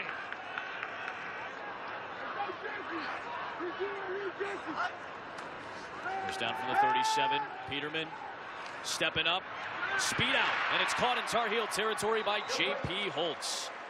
That's his third catch of the night so far. That one for 15. Inside of 9 to play. Nate Peterman trying to get going. Recruited to Tennessee by Jim Chaney when he was the offensive coordinator for the Vols. redshirted in 2012. He did start 2 games between 2013 and 2014, including the Alabama game last year after Justin Worley had that shoulder injury that ended his season. Obviously, Josh Dobbs turned out a fantastic year. He became the starter. You see Peterman lining up as a receiver bottom of the screen. Tyler Boyd going to get the Wildcat carry. And he gets smacked by Donnie Miles after a good first down run. Peterman ends up transferring to Pitt, enrolls in May, going for his MBA, and has taken over since the 3rd game of the year as the starting quarterback. And remember, Chad Wojtek was the starter a year ago, and Wojtek is also a very good leader on this team. So when Peterman started, what Pat Narduzzi was concerned about is the chemistry in the locker room when your starting quarterback is no longer starting and he's a leader, but the players respected the fact that Peterman is playing because he's best for the job right now. 2nd down 4. James seeking space. Grabbed by Rashad. About 3rd and 2 coming up here. Big play for Pitt coming up. And it's interesting, Adam, that we're seeing Chris James a little bit more at the running back position as opposed to Hollison, who's the bigger back. And now we're seeing Hollison come in this 3rd and short situation. But Jim Chaney, the offensive coordinator for Pitt, is all about the hot hand. And Chris James has a little more shake about him as well. See if the big back, Olison, on 3rd down and 3 can churn the yardage out. Toss play. George Aston, the fullback, blocking for him. Got a great kick-out block by the right tackle, Brian O'Neill, the redshirt freshman. And that sprung Olison for 10 yards and a first down. The right tackle, Brian O'Neill, pulls, as well as George Ashton, the fullback. It's power around the outside off the toss. And if your 2 guys out on the edge get their blocks, obviously there's going to be room to run. That's one of the first times we've seen linemen pull and the point of attack was outside as opposed to between the tackles. Number 2. 1st and 10 from the 30. It'll be James running behind O'Neill again, and O'Neill with another good seal block along the edge. There is a penalty marker thrown back at the 30-yard line, though. Well, O'Neill, who's the youngest member of that offensive line, redshirt freshman, making a couple of good plays. Holding, offense number 63, 10-yard penalty, first down. It was his line mate, though, Alex Officer, the right guard, who got tagged with his 2nd holding penalty of the night. And this is where Pitt has had trouble, Adam. Yep. Overcoming mistakes and overcoming things that put you behind the chains, and they have to rely on the pass game. They're not used to being penalized that much. They're so far sitting at 40 yards in penalties tonight. That's their average for games. That's it. They're the 2nd fewest penalized team in the ACC behind Georgia Tech. First down and long. Shot position for Peterman. Releases to Holtz. And Holtz gets taken out by a submarining Des Lawrence. So they pick up all that penalty yardage back.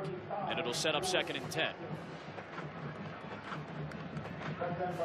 Pitt has an identity still. Jim Chaney told us it's still typical Pitt football. You want to be able to run the football 80% of the time. Probably they're usually running left behind the big Biznawadi and Johnson tandem. They're going a lot to the right now. 8 of 9, 2nd down. 9. Tonight, 27 passes, 27 runs for Pitt. Fake to Boyd. Peterman over the middle, and it's underthrown short for James, who had released out of the backfield. 3rd down and 10. And James out of the backfield position was trying to get up the hash in that seam route, and just one more play to try to get the football down the field. And obviously North Carolina knows where number 23 Tyler Boyd is. Rotating coverage to him, you have to find other places to go with the football. What do you think here, Kel? Are you looking at 4-down territory right now for Pitt, down 2 scores, or is it still too early? I think it's still too early. I think a field goal here would be fine. Obviously a touchdown is what that man right there, Jim Chaney, wants. Down 17. I think I said 14. My apologies. It is a 3-score game at this point. 3rd down and 10. Peterman, long out route looking for Boyd. And how do those hands make catches like that? With M.J. Stewart draped all over him, Boyd makes the grab. Just his 3rd catch since the end of the first quarter, where he was very productive. And Boyd runs really good routes, but probably the best thing he does is right here, catch the football. The left foot down because the right foot didn't look like it got down. Just the out route after the receiver forward. Ruling on the field is a completed catch. That play is under further review. Is left foot down with possession, right there yeah. with possession. And even though Tyler Boyd held the ball up, he had control of that football. Those big hands absolutely go snatch the football. That might be his best skill set right there. It is a completed catch according to the ruling on the field. Again, did he have control and at least the left foot in bounds? I agree with you. It looked like the right toe was already out of bounds. So it's up to the left foot with possession here. And left I think foot's what down. Might be a little misleading. After further review, the ruling on the field stands. First down. What might have been a little misleading, Adam, is the fact that he snatched the football but kept the football quite high. Yeah. He didn't really tuck the football in, which is fine, but he definitely had control of it. Ted Jackson is our replay official tonight. I like the way the replay booth handled it. If there's any question whatsoever, stick with the ruling on the field. That took, what, 20 seconds to get that call down from the replay booth? I would like to see it work that way more often. I think we all would. In the red zone, here's Pitt. First down and 10. Olesen the fake. Peterman slant to Boyd. First and goal for Pittsburgh. Tackled by Miles inside the 5-yard line. A great way to get the second level of coverage to step up is play action pass by pulling a guard, and that's exactly what Pitt did. And then Boyd gets in behind those linebackers at that second level, and Peterman threw a strike to him. 14 yards on that catch. 4 catches in the first. Starting to get going now. He's got 8 for the game. 3 tight end look now for Pitt. Here is Olesen trying to churn those legs, and Quadri Olesen is into the end zone for a much-needed Pitt touchdown.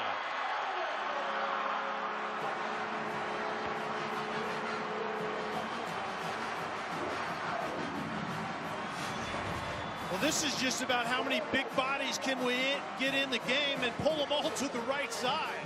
Very good push. And does the ball cross the goal line before the runner is down? I don't think his feet, or knees rather, ever touched the ground before he crossed. It was close, but it seemed like he just kept moving those legs. It's a strong downhill back, fighting for his 8th touchdown of the season.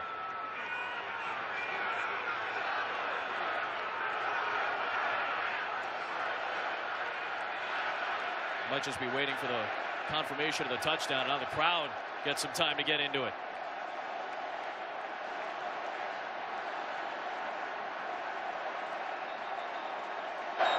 The ruling in the field is a touchdown. That play is under further review. This should be a review. This is a very close play, understanding that this probably should be a review. But again, Pat Narduzzi right there talking with the field judge on this ACC crew, Mike Cullen. And remember, when we're talking about scoring plays, it's about the ball penetrating the very front of the line on the goal line. And is Olesen down before that happens? There's such a massive humanity in there, it's hard to tell. Again, I just don't know if there's enough evidence to even overturn the call on the field at that point. And I didn't think his knees went down until after he crossed the plane. After further review, the ruling on the field stands. Touchdown.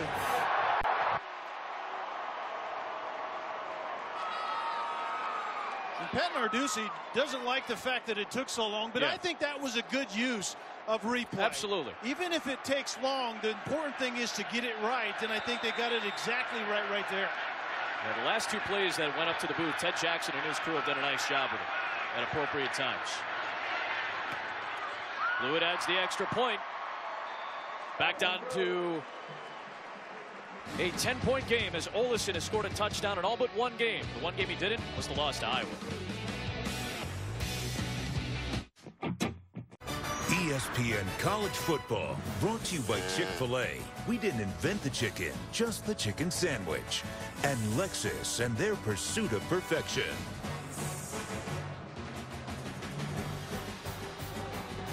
Marty Smith told you about the energy level of this Pitt team coming out of the halftime break after a pretty sloppy end to their first half. Starting to see that life, that energy for Pat Narduzzi's team in the second half.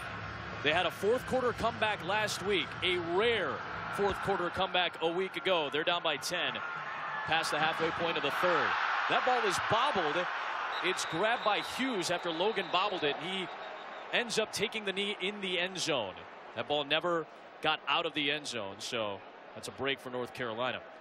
Aflac. What's up, Duck? It's time for tonight's Aflac trivia question. Which ACC program has the most all-time victories? Established programs in this conference. Think of the Dukes that had very good, the Duke program that had a very good 1980 stretch with Steve Spurrier, but a lot of lean years. Probably eliminate them from contention, I would think. Right now, Duke's 3-0. North Carolina's 3-0. Pitt's 4-0 in the ACC. Battle for first place in the ACC Coastal, and a strong run, spinning Hood to the 37-yard line, or 32-yard line, rather. It's good to have Elijah Hood back in the game. Remember, in the first half, he got banged up a little bit, and he's their physical downhill type of guy that really gives their run game an identity. The leading rusher, picking up 6 on first down. Another zone read, and a good give by Williams, and there goes Hood.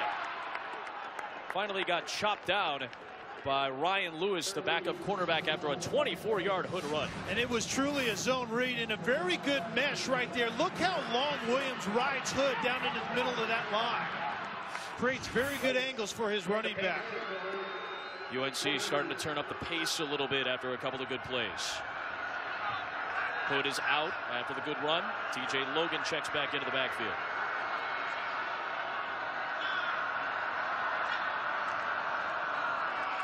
This time Williams keeps it. Not much there, about 2 yards. And that was just the changeup. That time the mesh was to the outside with the running back, knowing that Williams is a viable runner of the football up inside as well. He's a big body back at 6'2", 225. Dual threat guy who went over 2,000 rushing yards for his career. One of just 5 ACC quarterbacks to have a run for 2,000 yards. And he's not fast, but he's somewhat elusive in tight spaces in the box. 27 rushing touchdowns in Williams' career. 5 of those touchdowns have come against Pitt. Tries to slice and dice his way, but Galambos is there to stack him up right at the 39-yard line. It'll be third down and about a half dozen coming up here. That time it was a power play with his running back TJ Logan in there, and kind of got out of sync a little bit. Lost connection with his lead blocker. Adam Pitt really needs to find a way to get off the field right here.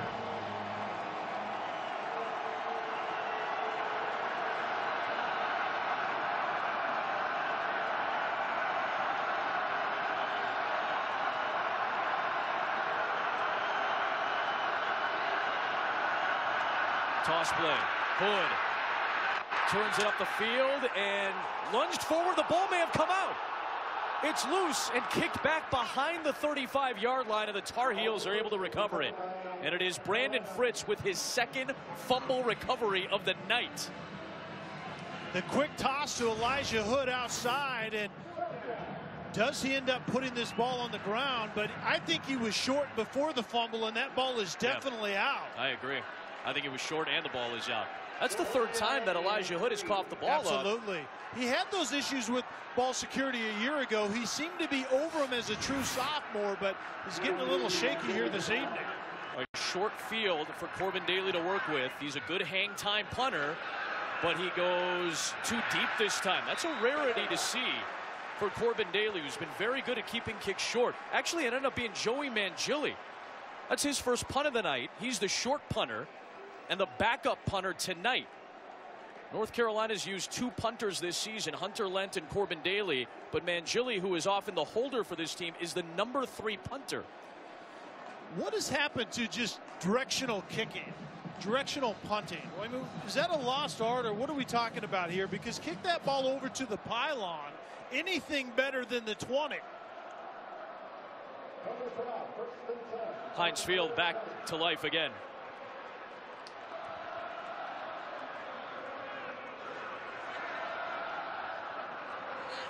First down for the 20-yard line. Here is James. And James got stacked up hard by Andre Smith. Redshirt for a true freshman, rather, out of Jacksonville, Florida, who's got 10 tackles on the night tonight. Haven't seen as much production from the linebacker spot from the backups, but very good game tonight for Smith and for the main starters in Schottmer, who's been dealing with a leg issue, and Shaquille Rashad as well. 30 seconds left for the third.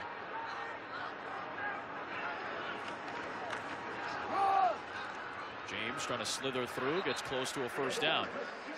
20 seconds to go in the third. Pat Narduzzi has said that the fourth quarter should be a party for Pittsburgh. We keep talking about the energy level of this team for Pitt. Very lackluster in the first half. And now the Panthers are getting together for what they call a fourth quarter party. They're spraying water. There they go.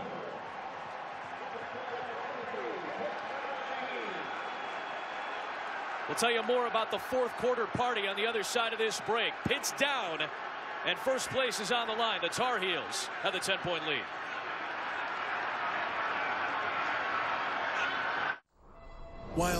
And we have a party, as you can see here. The Pittsburgh Panthers have a great time at the outset of the fourth quarter.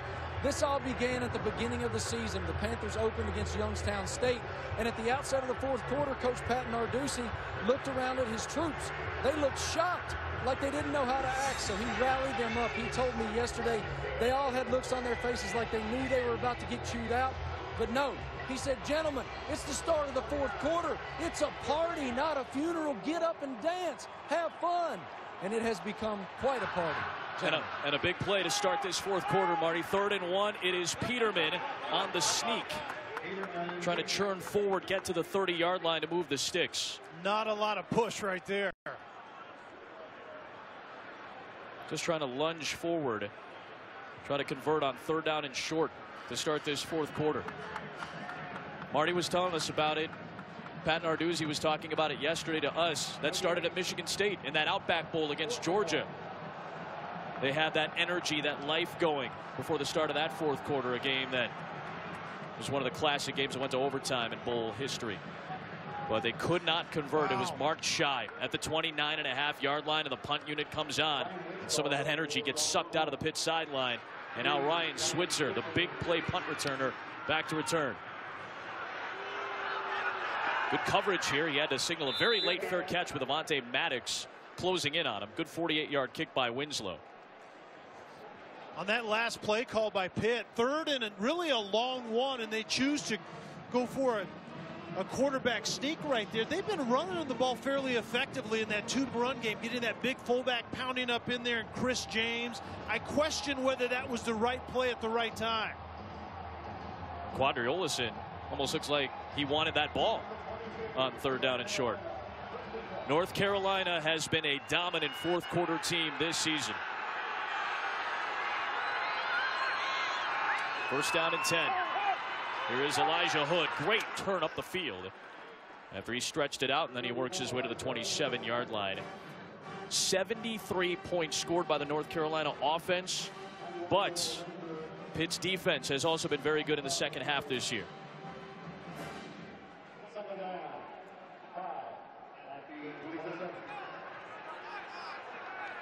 North Carolina's offense so good ever since that opening loss to South Carolina, where Marquise Williams had 3 turnovers deep in South Carolina territory.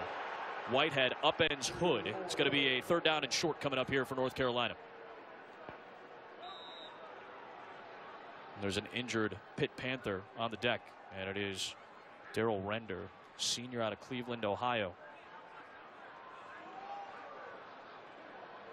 Slow to get up. Such a big job for Render a season ago. He had to replace the fantastic Aaron Donald, who is tearing it up in the NFL for the Rams right now. Render is down. We'll step aside as he gets tended to.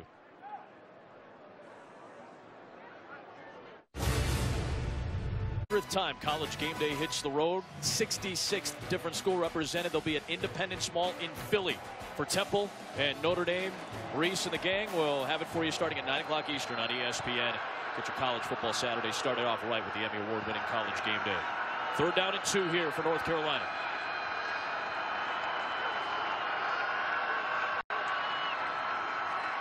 Up the middle, and Hood picks up that first down for the Tar Heels. Running right into Grigsby and Galambos, but he got the yardage he needed and more. 7 yards to move the chains. North Carolina Player of the Year in high school. Originally was a Notre Dame signee, but ended up flipping his commitment to North Carolina. He's having actually a really good game against the Irish last season before he ended up suffering an injury and then missed the next 4 games. Logan into the game. Williams stepping up, and now he'll take off. Grabbed at the ankles by Galambos, and it'll end up being a short game. That was a good decision by Williams. What they had going is Mac Hollins was on the outside and kind of a stunner go in their vertical speed guy, and it was well covered. So Williams makes a good decision and gets what he can, avoids the sack, and gains a yard.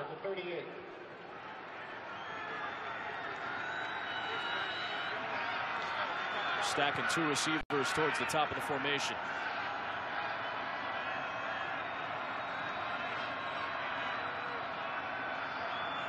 In no hurry right now are the Tar Heels, with Williams at the controls. Veteran quarterback out of Charlotte. Up the middle, there goes Logan, and he's spun down after a short gain. So another big third down coming up here. Can Pitt get off the field on defense? Play by Price off the edge.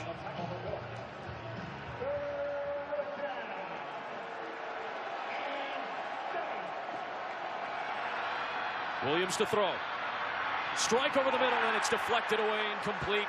Terrish Webb, who's been banged up with that ankle injury that kept him out last week, calling his name for the first time tonight to force 4th down.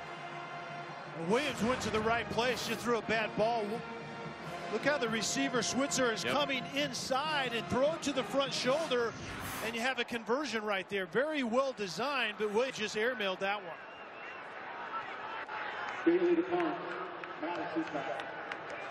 So they go back to Daly to punt this one. Maddox will wave this line drive out, and it's going to take an excellent bounce inside the 5-yard line. Brought the redshirt freshman back on for a career-long 56-yarder to pin Pitt deep. And can you explain to me why you recommend synthetic over cedar? Superfood. Is that a real thing? It's a great place in the ACC Coastal on the line after a crazy Week 8. Clemson put up 58 against Miami, a game that got Al Golden fired afterwards the day after on Sunday. Thomas Sirk doing it for Duke in a 4-overtime Duke win over Virginia Tech, the longest game in ACC history.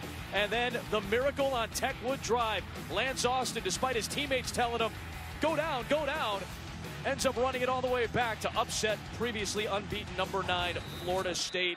Crazy Week 8 leading you right up into Week 9, the start of your college football weekend. First place in the ACC Coastal up for grabs between Pitt and North Carolina.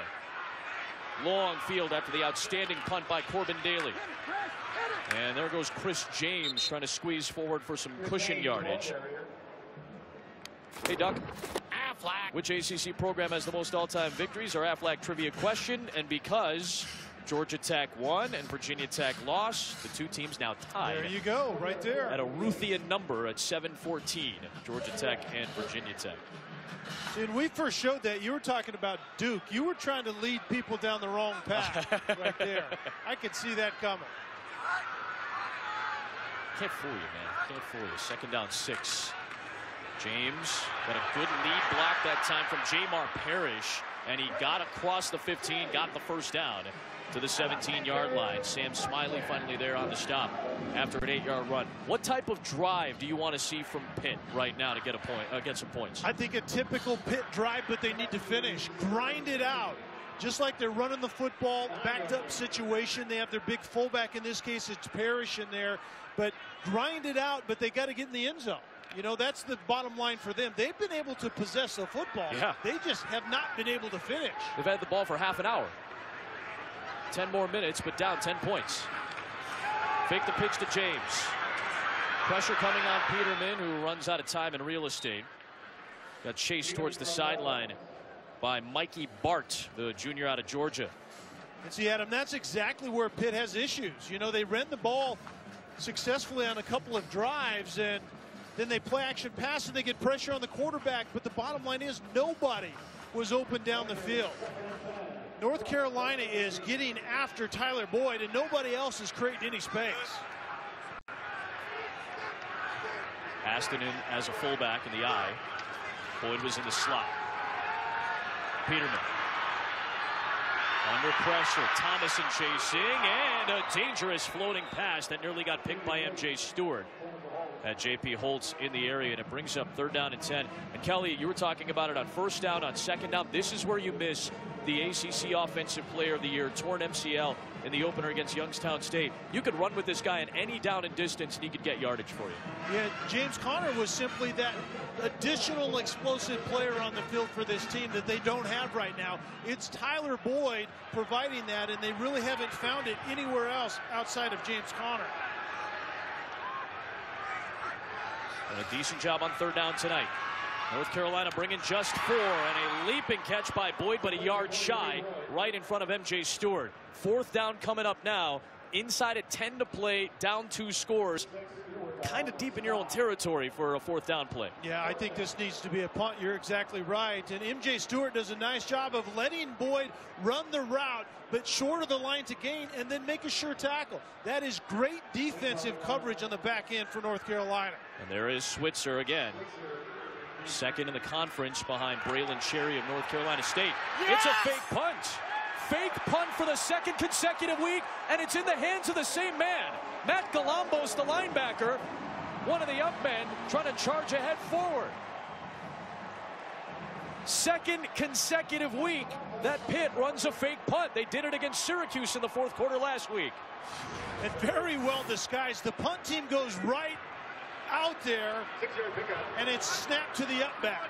There was no hesitation, seemingly, on Pat Narduzzi's desire to punt the football, but it was a fake all along. Galambos had a 12-yard reception from Winslow last week on 4th down and 7 to keep the drive alive. Now a short run. Fresh set of downs for Peterman. Stepping up, and under pressure, he'll launch it away. The receiver in the area was Chris James, so no grounding penalty. 2nd down. Maybe Matt Galambos is that other explosive offensive player if you get him out there. You need somebody besides 23. Gene Chizik, how do you kind of synopsize Gene Chizik's performance calling the defense? I think very good, and it's exactly what they've been doing all year. I mean, they're not complicated on the back end. They play the same front pretty much the entire time. Not a lot of pressure numbers coming into this game. They've been more successful tonight, but very well covered on the back end. That's a pass officially to Boyd. It'll officially go down as a reception, but essentially a run play that picks up short yardage. Running into Jesse Rogers. Again, trying to get Tyler Boyd the football. He's got 10 catches tonight after a career-high 12 last week at Syracuse. And your alpha receiver is valuable whether he's getting touches or not. He dictates coverage all over the field, but the problem is you don't have other guys creating space for the quarterback Peterman to go to. And Dantes Ford's a big play guy, but he's been held in check to just 3 for 33 tonight. 3rd down and 10. Peterman. Well, he ran right into the safety, Donnie Miles. Miles did an excellent job of containing Peterman that time. Miles, who's had an 11 tackle and a forced fumble night tonight. This time it'll be 4th down, and the punt unit comes on again. 4th down and 6. I've never seen 2 fake punts on one drive in my life. I don't know if we see it right now. 4th and 6 is just a bit different than 4th and 1. Great punt by Winslow to help flip the field. Switzer grabs it at the 15, and Maddox, along with Pitts, both back there with good coverage. North Carolina with 7:21 to go, trying to get the upset over number 23 Pitt. College Game Day live from Independence Mall, Saturday at 9 a.m. Brought to you by Charles Schwab. Own your tomorrow. And Dr. Pepper and college football. It's a one-of-a-kind tradition.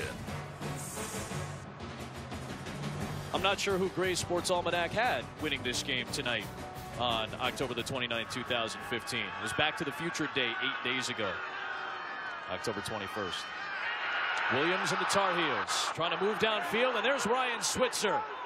Grabbed by his jersey and swung down by Freeze Grigsby out across the 35-yard line. A big play to get him out of a hole deep in their own territory. 26-yard strike to Switzer. And the avoidance by the pressure by Williams up front leads to the big play once again. And Williams extends so many plays by those subtle movements in the pocket. Big plays to Switzer all night long. Remember, he had the 71-yard touchdown reception in the first half. Hood, grabbed, brought down to Adnan Virk in the studio. All right, Adam, 1.21 gigawatts. That's what's taken right now to try to stop TCU. It's Trevon Boykin here to Kyle Hicks as the Horned Frogs are putting it on the Mountaineers. 30-10 right now, early in the third. Back to you, Adam. Man, Trevon Boykin doing big things tonight for TCU. That defense, you said it a couple of weeks ago, they're starting to get healthy. Second down 16 after the great play by Juan Price. Four-man twist. Switzer underneath and goes down, picking up some of that yardage back. Where does TCU stand right now for you? I think they're on the outside looking in. Still. I think they're not one of my top four, but I think as the defense gets healthier and Boykin continues to play the way he has, I think they have an opportunity. Remember, they have the things ahead of them in their conference as well down the stretch. Right. Big November coming up for the Big 12. Rory Blair is down after that play. Third down and 12 coming up. We'll step aside.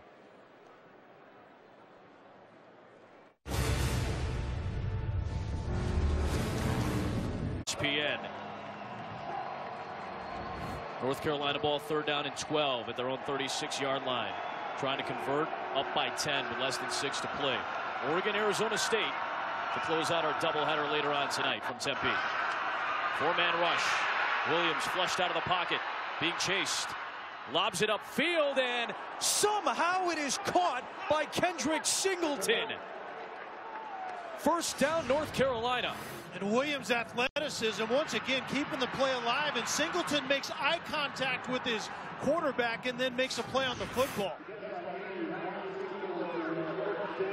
22 yards for Singleton, making the big play to move the chains on third and long. Hood brought down at the 40-yard line. And Marquise Williams keeping the play alive, and look at Singleton right there. He sees the ball and the defensive back doesn't see it, and then he makes a play on it. A good job of finding out where your quarterback is, because remember, Williams was supposed to be in the pocket, was flushed to the right, and he found Singleton for a really big play, an important time. The senior with just his 8th catch of the year on a team with so many big play wide receivers. That hybrid position can sometimes get lost. Singleton makes the big play to get a fresh set of downs. Now 2nd and 8 and a flag throw.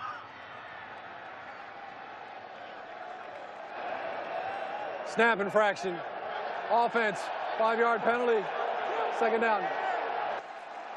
You know, Adam, how many times have we talked about Williams keeping the play alive tonight? You know, he's so important with his offense, but he got off to the quick start. It's the quarterback run game that is an important element to what North Carolina wants to do offensively, but it's being the play extender tonight has led to some really big plays. How about this? It took 55 minutes of game time for the first accepted penalty against North Carolina. And there's Williams. You just said extended his plays with his feet. He uses his feet to get inside the 30 on another first down. Marquise Williams moving the chains again, 20 yards on that run. One of the most explosive rushers from the quarterback spot in ACC history. And that was a design quarterback draw, anticipating the edge pressure from Pitt. But once again, what a weapon number 12 is. Back up to Bryn Renner in 2013, became the starter in 2014. He's healthy. He's the healthiest he says he's been since his sophomore year of high school. He's been dealing with nagging injuries his entire college career. There is Hood banging off tackles, and he's got 9 strong yards to get to the 14-yard line. Jordan Whitehead on the stop. I think when Williams really came into his own, not only does he have Hood carrying the load for him right there, but it's when he realized that he doesn't have to carry the weight of the world on his shoulders. Yep. He needs to be a distributor of the football to a lot of playmakers behind him, a very massive offensive line that's a very veteran bunch. And when he settled into that, he's been very, very sharp. He's been able to lean on the running attack. Elijah Hood has officially hit 100 yards for the 5th time in his career. Go right back to him. Now he's under 100 yards as he gets banged down by Bam Bradley and K.K. Mosley-Smith. Third down coming up now. Does Pat Narduzzi want to use one of those timeouts? Yep, he will. First charge timeout. Pittsburgh. At this point, the clock is very much against Pitt. There's 3 minutes to play, and a field goal at this point would still keep it at a 2-score game. Saturday afternoon college football presented by Kay Jewelers and 5-Hour Energy. Deshaun Watson, the most accurate passer in the ACC, going up against Jacoby Brissett as number 3 Clemson goes on the road to take on the Wolfpack. Kelly and I will be in Iowa City to see one of the unbeatens in college football. Number 10 Iowa taking on Maryland. ABC or ESPN2 at 3:30 Eastern time. Much of these unbeaten teams have a break. For the top unbeaten teams in the country have byes this week. We'll see Iowa. What else sticks out to you? I think those unbeatens, they go into this gauntlet that is November in the college football playoff world, and I'm really looking forward to seeing that. I really like Ohio State now because J.T. Barrett, which I've been trumpeting since the beginning of the year, needs to be that quarterback. They look different the first time that young man started. Much more efficient in the red zone with Barrett. The point totals have been really solid the last couple of weeks against the likes of Penn State, where he did a lot of damage, and then Rutgers last week. How about that? Since the poll expanded in 1989, a dozen teams unbeaten at this point of the season. That's the most since the poll expanded. Third down and 3. Pitt needs a stop to stay in this game. And they do get it here as Hood runs into a pile. And Pat Narduzzi will use his second timeout to preserve as much time as possible. 2:59 to play. Again, a field goal try doesn't kill you at any point right now if you're Pittsburgh. 3 more points, it's still a 2-touchdown game. Yeah, it's a 2-possession game, 2-touchdown game, but it's the lack of explosiveness that Pitt's getting out of their offense right now. Pitt's defense has actually played quite well. You know, outside of those first 4 possessions where UNC scored on all 4 of them, they've only scored on one other drive since then, leading to this drive right here. 2 6-1 teams, both unbeaten in ACC play. First place in the Coastal on the line tonight with a major step towards the ACC championship game up for grabs. Number 23 Pitt hosting North Carolina. Adam Amin, Kelly Stauffer, Marty Smith are a fantastic crew here at Heinz Field. Pitt, under first-year head coach Pat Narduzzi, has won 4 straight for the first time in 6 years. North Carolina's won 6 in a row, looking for its first 4-0 ACC start since 1997. Mac Brown's final year in Chapel Hill. When we're done, Joe Tessitore, Jesse Palmer, David Pollack, Kaylee Hartung have Oregon at Arizona State at 10:30 Eastern time right here on ESPN. Weiler 3 for 3 tonight. This one will be from 32 yards. And it remains a 2-touchdown game. Moves up, I should say, really, to a 2-touchdown game. 26-13 to score, 2:56 to go. This is a game that has major playoff implications. Not necessarily for the Coastal Division, although it could down the road. But think about what Clemson is thinking right now. Maybe what Florida State is thinking right now. Florida State took a huge hit last week losing to Georgia Tech. But Clemson, let's say Clemson runs the table. They want a quality ACC championship win if they go up against, say, a North Carolina, a Duke, a Pitt. They need a quality win because the ACC, I don't know if they're still getting the respect compared to some of the other power conferences for the Final Four of the college football playoff. I think that's a great point. I don't think the ACC is getting that respect, although Clemson is right in the mix for that playoff contention. But the Coastal needs to be able to not devour themselves late in this season, and that's exactly what you're talking about. Provide that team in the finals that probably Clemson or Florida State is going to need to get in that college football playoff. Yeah, again, because the Big 12 is going to be quality wins throughout, it feels like, especially as we get to November. Yes. The Pac-12's got some quality potential opponents, maybe for a Stanford or Big Ten the same way. Exactly, Big Ten the same way, because it could be an Ohio State and an Iowa on the other side. Just to throw some examples out there.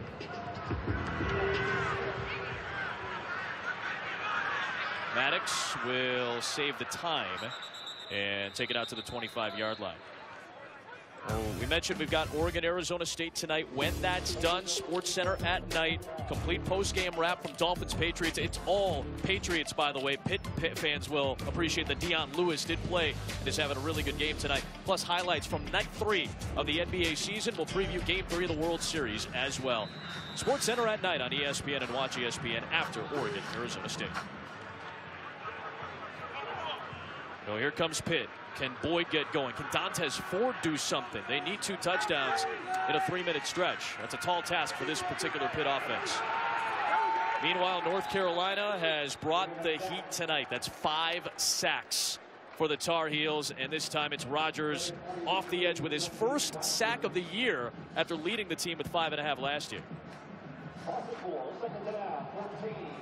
Senior from Arlington, Texas, with a loss of 4 on the sack.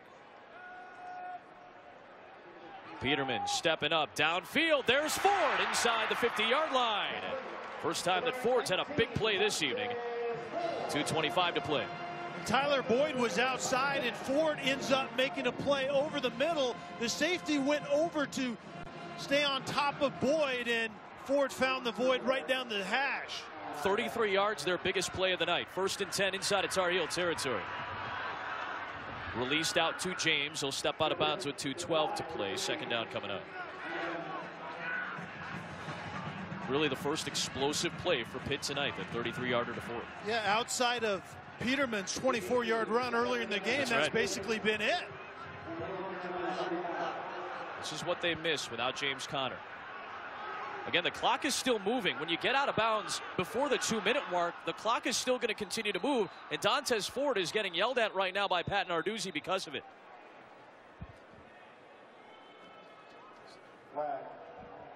It's a penalty marker on the play. Right at the 45-yard line. Illegal formation. Offense. 5-yard penalty. 2nd down. Pat Narduzzi very upset. He's saying that Dantes Ford just came off the field. Part of the illegal formation, you would assume here. So it's a 5-yard penalty. Now, minute 51 to go. You're at midfield and needing explosive plays. Dangerous floating pass, and now a penalty marker is thrown. Not going to do much in terms of yardage, but it will be a fresh set of downs as Stewart was guarding Holtz. And Stewart has been very active tonight and had himself a great game in coverage. Number 6. Ball be placed at the spot of the foul. 1st down. And Stewart just, you can see that left hand right there on J.P. Holtz. It was great coverage, and I think Stewart just panicked right at the very end. So fresh set of downs, clock moving to a minute 40. Peterman's got all the real estate in the world in front of him. He's got to step out of bounds here if he wants to save the clock. Now the clock will stop as he works his way inside the 20. Now a career-long 28-yard run for Nate Peterman. He's had 2 long rushes tonight.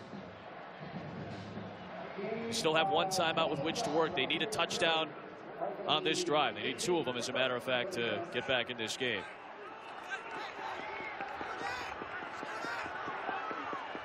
And the clock stops because inside of 2 minutes, when you step out of bounds, the clock remains stopped until the snap. That one incomplete. Looking to the outside for Jester Weah, who does not have a catch in his career. There's a flag thrown from the far side of the field.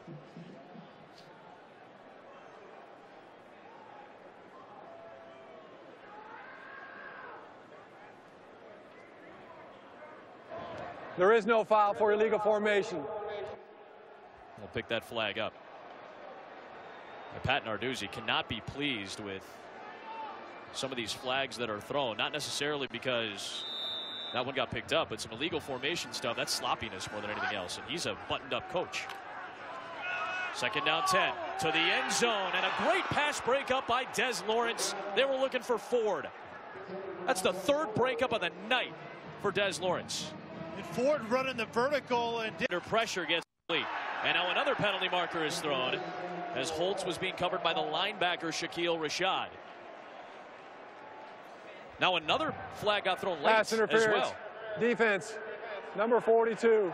The ball be placed at spot of the foul. 1st down. Saw the back judge come in, toss a flag, but that apparently was not an additional penalty. That was the original ruling, but he did throw his flag a little later. after Jeff Heiser was actually about to announce the penalty. So fresh set of downs, 1:17 to play. On the slant, Challingsworth brought down immediately after a pickup to the 6-yard line. Malik Simmons on the stop. Clock continues to move. Pitt will not use this timeout. Can't afford a penalty now, otherwise it's a runoff. Stepping up, Peterman to the back of the end zone, and it's broken up again. And it's Des Lawrence again with his 4th breakup of the night. Yeah, Des Lawrence matched up on Ford once again in the back of the end zone. And watch the play on the football. This ball was behind Ford. If the ball's out front a little bit more and actually lower, throw that ball down around the knee and let your receiver go get it. He's had 7 tackles on the night as well, has Lawrence. One of them for loss, and those 4 huge pass breakups. Touchdown time for Pitt if they want a chance at an onside kick to stay in this game. Before that, North Carolina will take a timeout. North Carolina.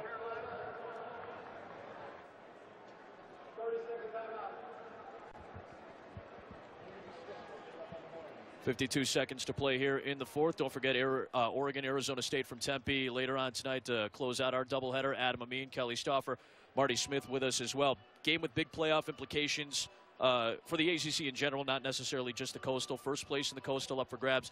A lot of heavy lifting. You used that term at the beginning today. A lot of heavy lifting still for these 2 teams because Pitt and North Carolina each have to play Duke in the next 2 weeks. Pitt's got a chance for a big win against Notre Dame next week. A lot of big games for these 2 teams coming up, still very much in the race for the ACC. Yeah, and obviously what Coach Cutt is doing at Duke is impressive. Absolutely. Once again, and people need to stop being surprised by that. But I thought this game was very important because of that. What lies ahead of both of these teams, and right now North Carolina is in a really good place. I think their schedule going forward is just a little bit better, as you can see right there.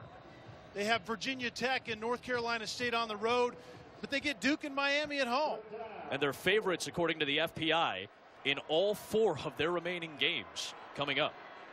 A big one against Duke next week. 3rd down 4. Peterman to the end zone, into a tight window, and it is caught by Scott Orndorff. It is a touchdown, his 4th of the season. The tight ends have 7 of the 11 receptions for touchdowns this year for Pitt, and they are still in this game, and they can make it a 6-point game with an extra point. Great throw to a tight end is just put it right on his body. He's like a power forward getting a rebound, put it on his frame, and it's very difficult for the defender to reach around and do anything with that.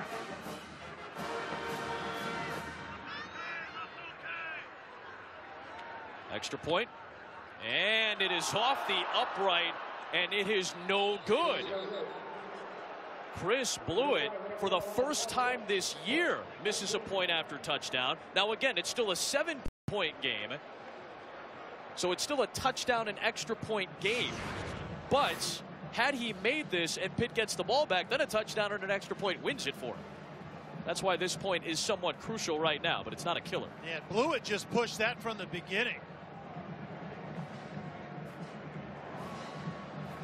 Junior from Alexandria, Virginia, has to bounce back now. And Pat Narduzzi, who's been a very good addition to this Pitt staff, helping to change the culture, get it back to its winning ways early in the season. One of its best starts in about 3/4 of a decade for Pitt, sitting at 6-1.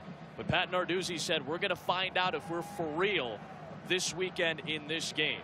Chris Blewett is going to have a very good kick. He has not had an onside kick attempt this season. And if Pitt wants to stay in it, they need the onside kick. If North Carolina recovers it, this ball game's over.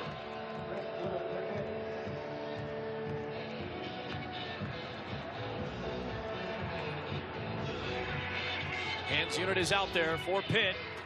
A bounding ball, and it's grabbed by the Tar Heels.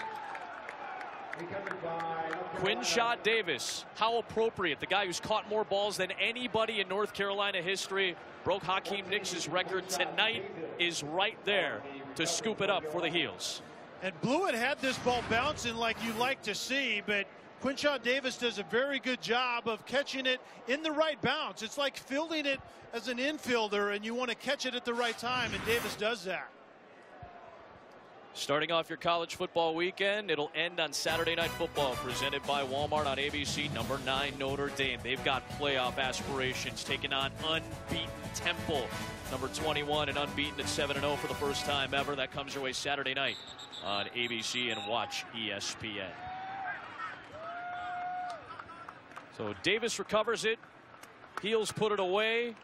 They come up with their first win over a ranked team since they knocked off Duke a season ago. And Marquise Williams with 270 yards passing, did it on the ground as well with 52 rushing yards.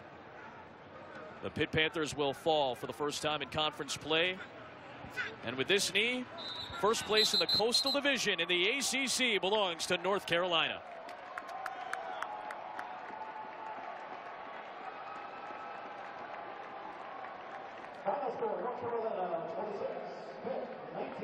Big time plays for Ryan Switzer tonight. A couple of long touchdown grabs thrown by Marquise Williams, and a 26-19 victory for North Carolina, sitting by their lonesome at the top spot in the Coastal. Duke has Miami coming up this weekend to try to keep pace. Yeah, I think North Carolina looking forward down the road. I think North Carolina with this win is in a very good position based on their schedule going forward. They're a favorite according to the FPI in every game for the remainder of their season. They're 4-0 for the first time since Mack Brown's final year in '97. Larry Fedora, the head coach of North Carolina, is with Marty Smith. Thank you, Adam. Larry, first place in the Coastal up for grabs. You guys come and take it. Define this victory. What's it mean? Well, you go on the road and you come into Heinz Field and you play a really good Pitt team that was ranked. My hats are off to my guys. I mean, they played their rear ends off. We didn't play a clean game. We didn't play a perfect game, but we played good enough to win a football game. One of Marquise Williams' greatest performances in the Tar Heel uniform. Graded. How did he do tonight? Oh, he did a great job. He took care of the football, and that's what we needed to do to win. You guys have Duke coming into Chapel Hill next week. How big a game is that one? Oh, it's a huge one. You know, the great thing is we'll be able to let our guys get some recovery.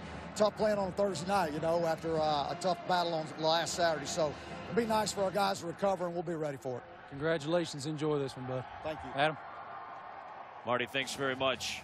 Coming up next, college football scoreboard before Oregon and Arizona State. North Carolina comes away with the victory on the road. They are in first place in the ACC Coastal Division. For Kelly Stauffer, Marty Smith, our fantastic crew, Adam Amin saying so long. Back to the studio.